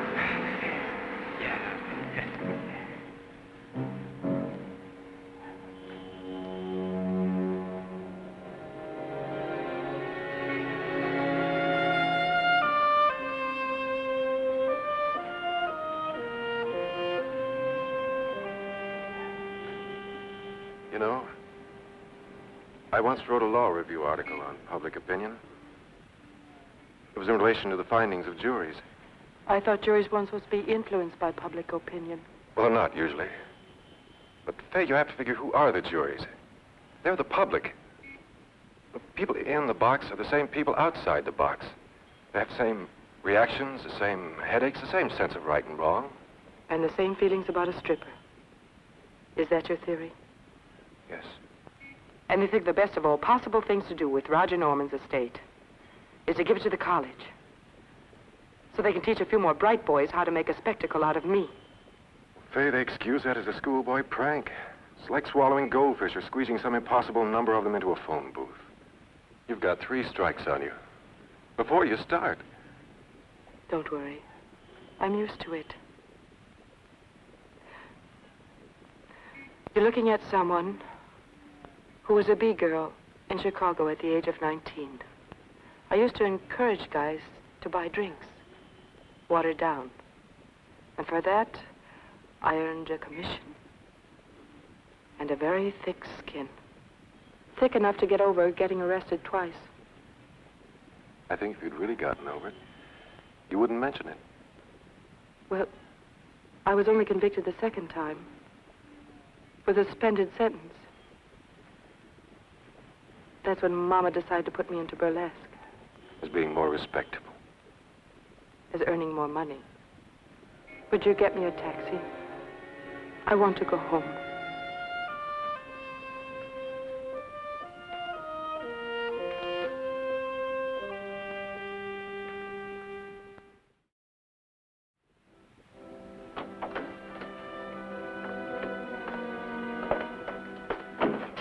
Thanks for the good deed.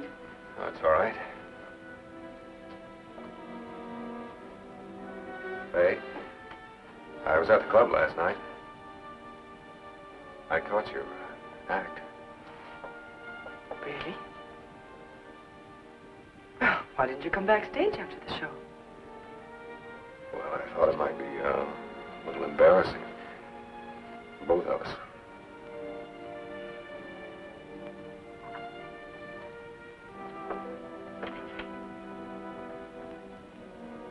What made you decide to see me perform, other than the obvious reasons? I wanted to see how good you were. Were you disappointed? No. You do what you do extremely well. I've had lots of practice. It doesn't matter. What do I care about you anyway? Hey, start caring about yourself. Stop believing the only time a man's interested in you is when you're undressed.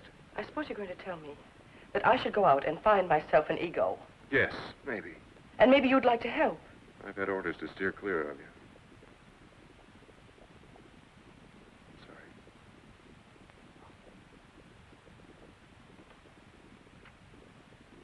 Goodbye. By the way, you know, the jury's back. What jury? The one deciding if you're a stuffed shirt. Can you tell me what the verdict was? No. The jury was hung. Do you want to come up and listen to some late Mozart? No. Suit yourself. Well, it's not for myself. It's for the preservation of Anglo-American law.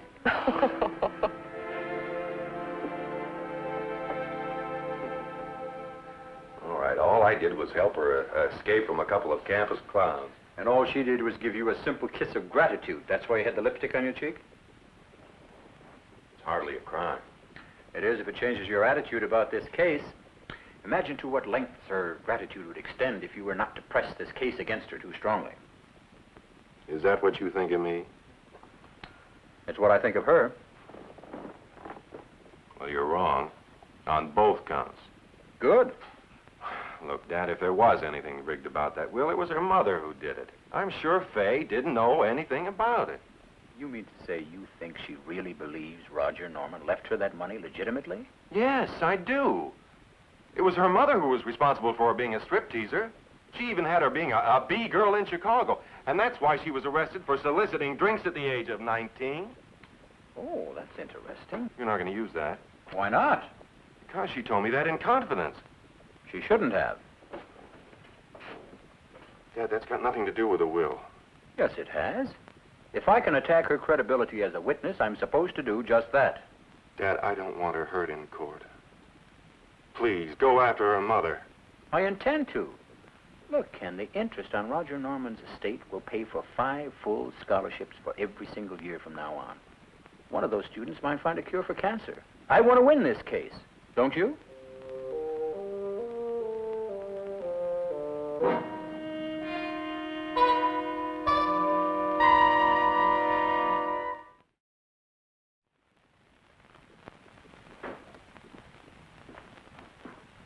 Would you tell the court, Mr. Broder, whose signature appears at the very bottom of Proponent's Exhibit Number 1?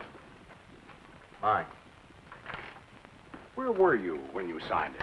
In Fay Dumont's dressing room. And was there anyone else present? Yeah. Mr. Norman and Mrs. Holly. And were you present at the time Mr. Norman signed it? I was. And when Mrs. Holly signed it? Yeah. Were you aware of what you were signing at the time? Mr. Norman's will, sure. Who asked you to sign it? Mr. Norman.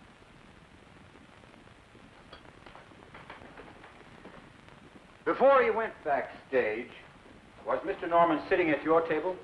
He always sat at my table whenever he was there. Was he drinking much that night? No more than usual. What was usual for him? A couple drinks. 2 drinks.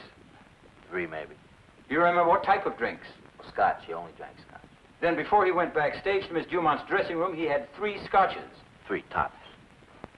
What do they charge for scotch? 90 cents. I show you this document.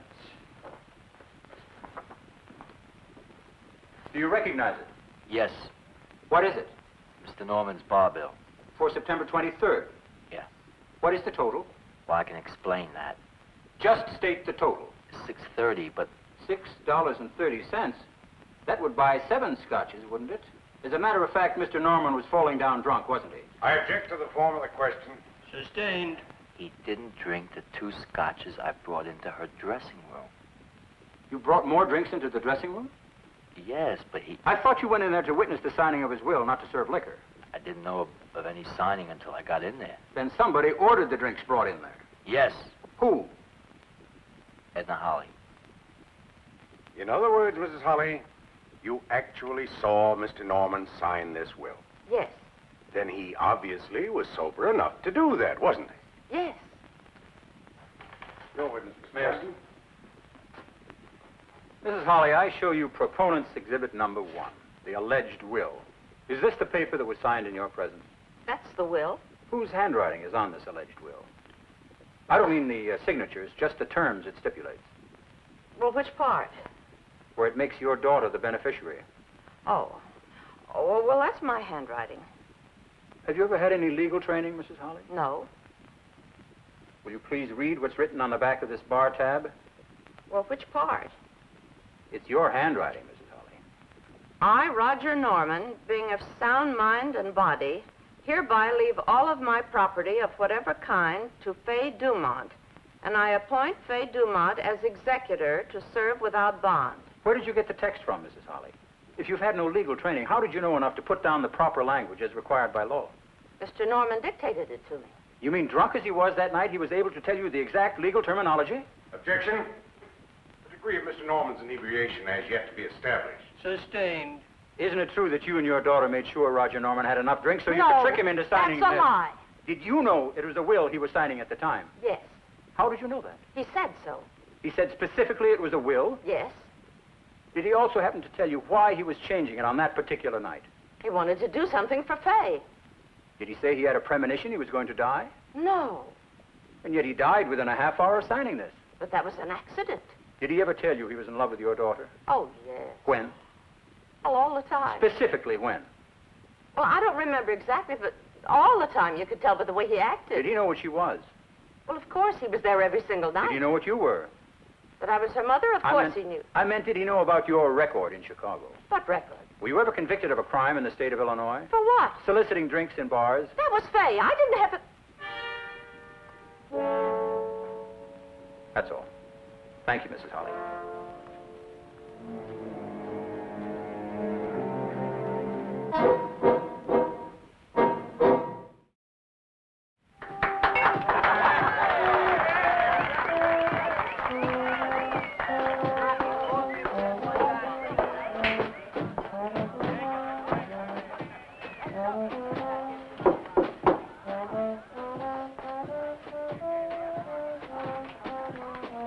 How nice of you to come. I'm sorry, Faye. Well, what did you do that you could possibly be sorry for? I asked my father not to use that information about the arrests. I'll bet you did. I imagine that's why you told him about them in the first place. All right, I know that's how it sounds. But it's not true.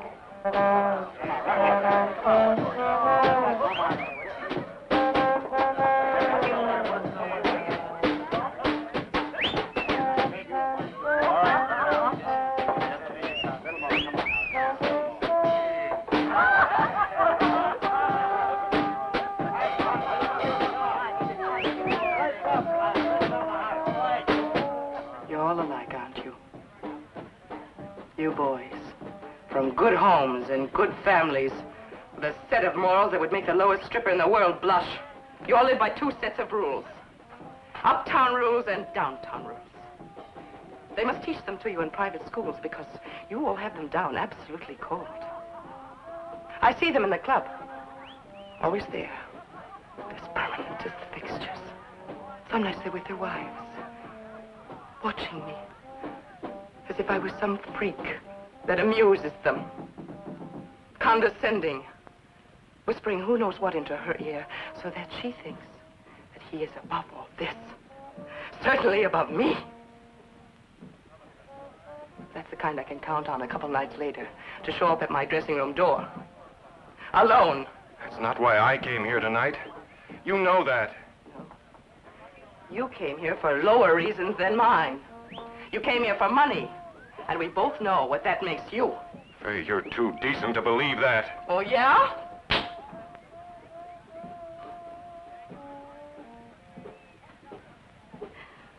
Get out of here, will you?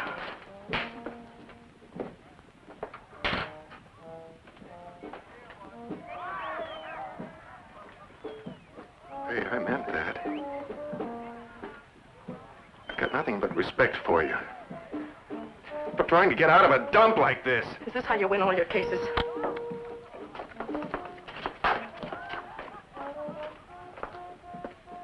Well, you'll never learn, will you, Sonny? You were told to stay away from us. Or are you thinking of going into some new profession? I'm here for a personal reason. I know. What could be more personal to you than disbarment? Correct me if I'm wrong, but isn't that the penalty for interfering with a witness during trial? It could be. Oh, just a minute. Who do we tell about your being here tonight? Your father or, His Honor? Okay, Mrs. Holly, since you seem to know so much about the law. You must know there's a pretty stiff penalty for blackmail. Listen, tomorrow morning they're going to put Fay on the stand, and your father's going to cross-examine her. Well, I don't want to see my child get hurt. Just like I'm sure your father won't want to see his child get hurt. Well, I'm afraid you don't know my father very well. Parents will do anything for their kids. Believe me, anything. I'm still sorry about what happened in court today.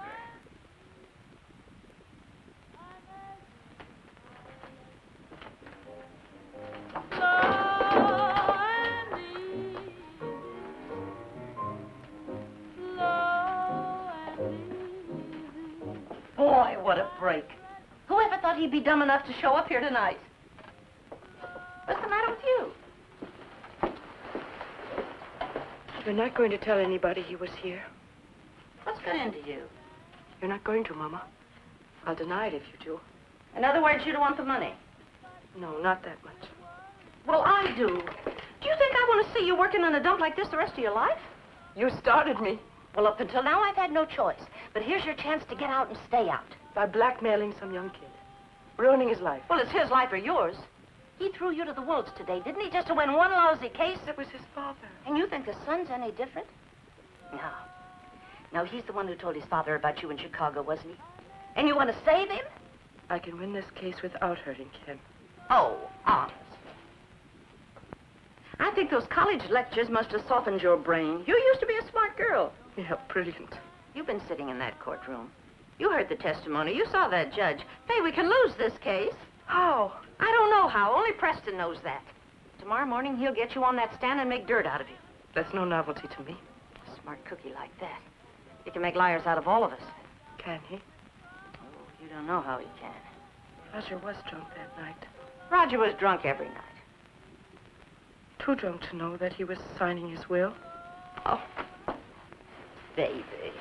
You better go home and get some rest. You're beginning to sound like them. Well, if you won't tell me, maybe Joe Broder will. All right. Roger Norman was drunk that night, so what? Too drunk to dictate all that legal mumbo-jumbo, wasn't he? Yes. I copied that out of a book at the public library months ago. And since you're so anxious for the truth, Roger Norman thought he was signing a bar check. Well, you knew that all along, didn't you, baby? Oh. Mama. Mama. Oh, there now, baby. This is such a rotten world. I know, but it's only for a little while longer, dear. Just a little while longer.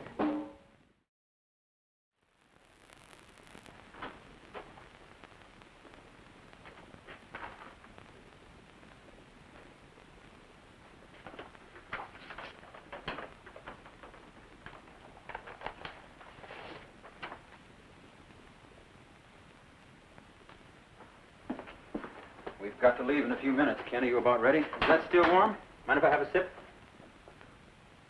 Lukewarm. What's the matter, Ken? You look kind of distracted. I want to take Beatty once cross-examination. Why? I think I know how to get to her. Anything personal? Yes. Little. Do you want to tell me what happened? No. If you don't mind. I don't mind. Ken, whatever it is, it can't be that bad. Come on, let's go. Dad?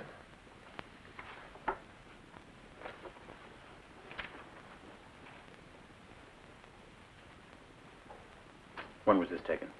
Last night. No, I didn't have Stanhope's permission to see her this time. Dad Fay wouldn't use this, but her mother would. That's why I want to take her cross-examination, please. You're not cross-examining anybody. You're not going near that courtroom today. Do you know what could happen to you because of this?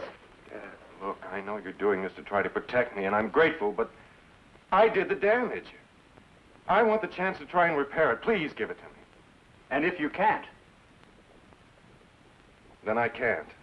All right, if you're willing to let your career depend upon the whims of a striptease artist, I suppose I must assume you know what you're doing. Well, let's go.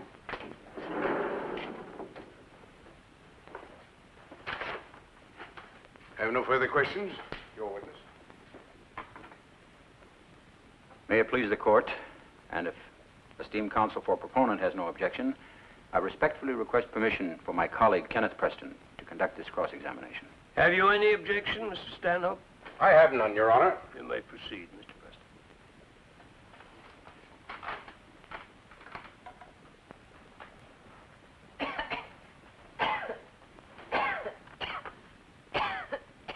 Mr. Preston, proceed.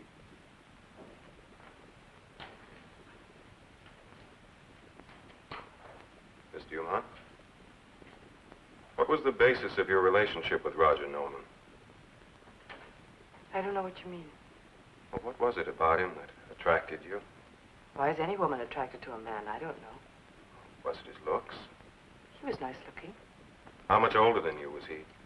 20 years. So his looks couldn't have been that important, could they? I didn't think about the way he looked.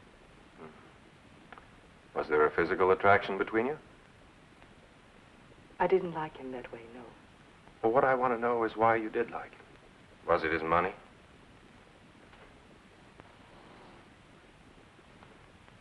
Will you answer the question, Miss Dumont? I direct the witness to answer the question.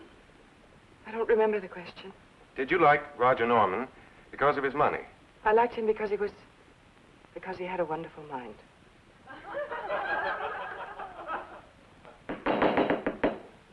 Then you were attracted to him because he had a wonderful mind. Yes. You respect knowledge, don't you? Yes, very much. And didn't he give to you the benefit of his knowledge, his insight, his understanding? Yes. Wasn't he a kind of a teacher to you? Yes. What did he teach you? How to read. I mean, what kind of books and what they really meant. The classics? Everything, all kinds of books. What did the classics teach you? I'd have to think about that. Miss Dumont, wasn't it a sense of values? Wasn't it a sense of ethics? Yes, I suppose so. Do you live by these values? Does anybody? Some of us try to, Miss Dumont. Yes, I've noticed, Mr. Preston. Are you familiar with the original provisions of Roger Norman's will? Yes. Did he mention them to you? Yes. Then you know that his estate was to be left to a scholarship fund for needy students, didn't you? Yes. And you also knew that he wanted to give them. He wanted to give them what he was giving to you. A better sense of values, right? Yes. Well, then, did he ever tell you why he suddenly changed his mind and gave all of his money to you? No. Miss Dumont, did he even tell you he was changing his will? No. He never told you anything as important as that? No, he didn't. All right, then.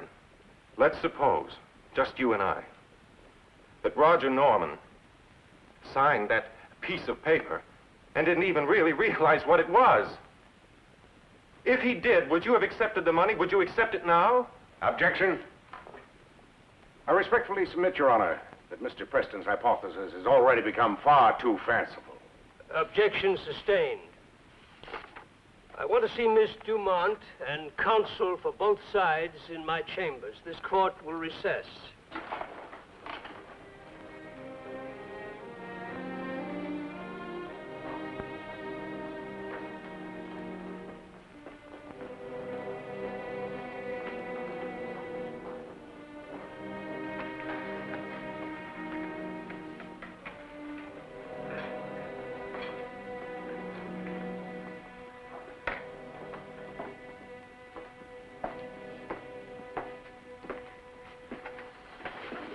Harley, why did you send this up to me?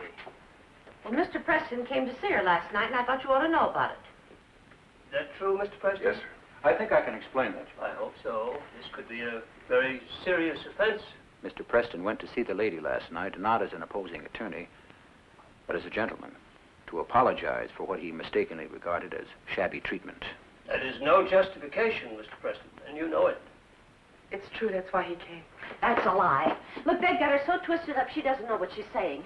Ever since this case started, they've been hounding her. At the club, at the college, at her apartment, and as her mother, You're going to sit down, Mrs. Harley, and wait until I call on you to speak. Mr. Preston, were you aware of this evidence? No, sir. That is not until it was delivered to my office this morning. My father wanted to bring it. Well, why didn't you? He didn't think they'd stoop to blackmail. What are they trying to do to me? Did I say one word about blackmail? What other reason would you have for having this taken and delivered to Mr. Preston this morning? Mr. Stanhope, were you apprised of this? No, Your Honor. As a matter of fact, I'm still not aware of the contents of that envelope.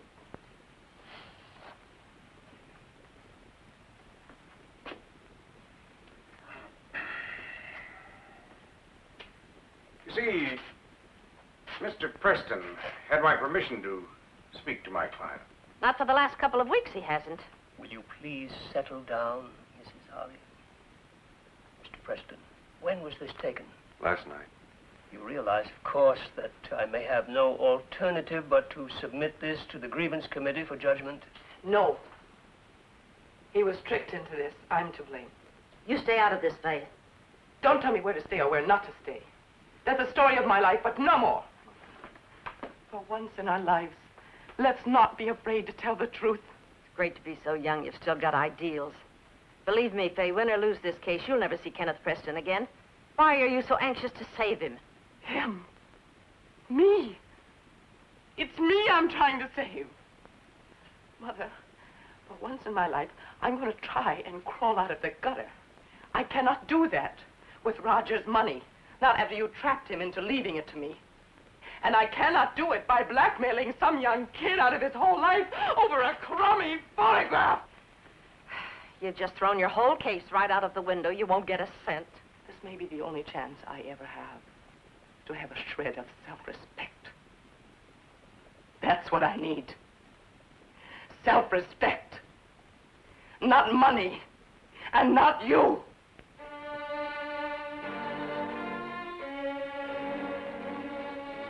Okay, baby.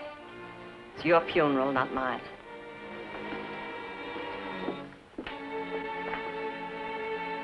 Miss Dumont, you'll have to come back into court now and make a formal withdrawal from the case.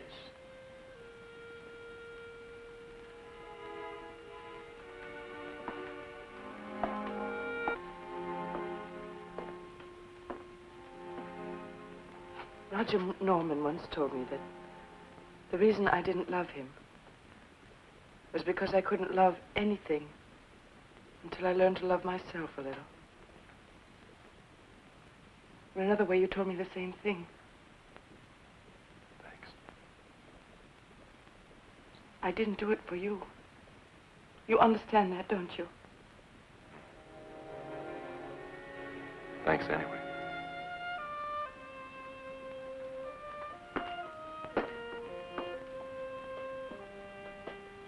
Let this be a lesson to you. I'm often wrong. That lady is no tramp.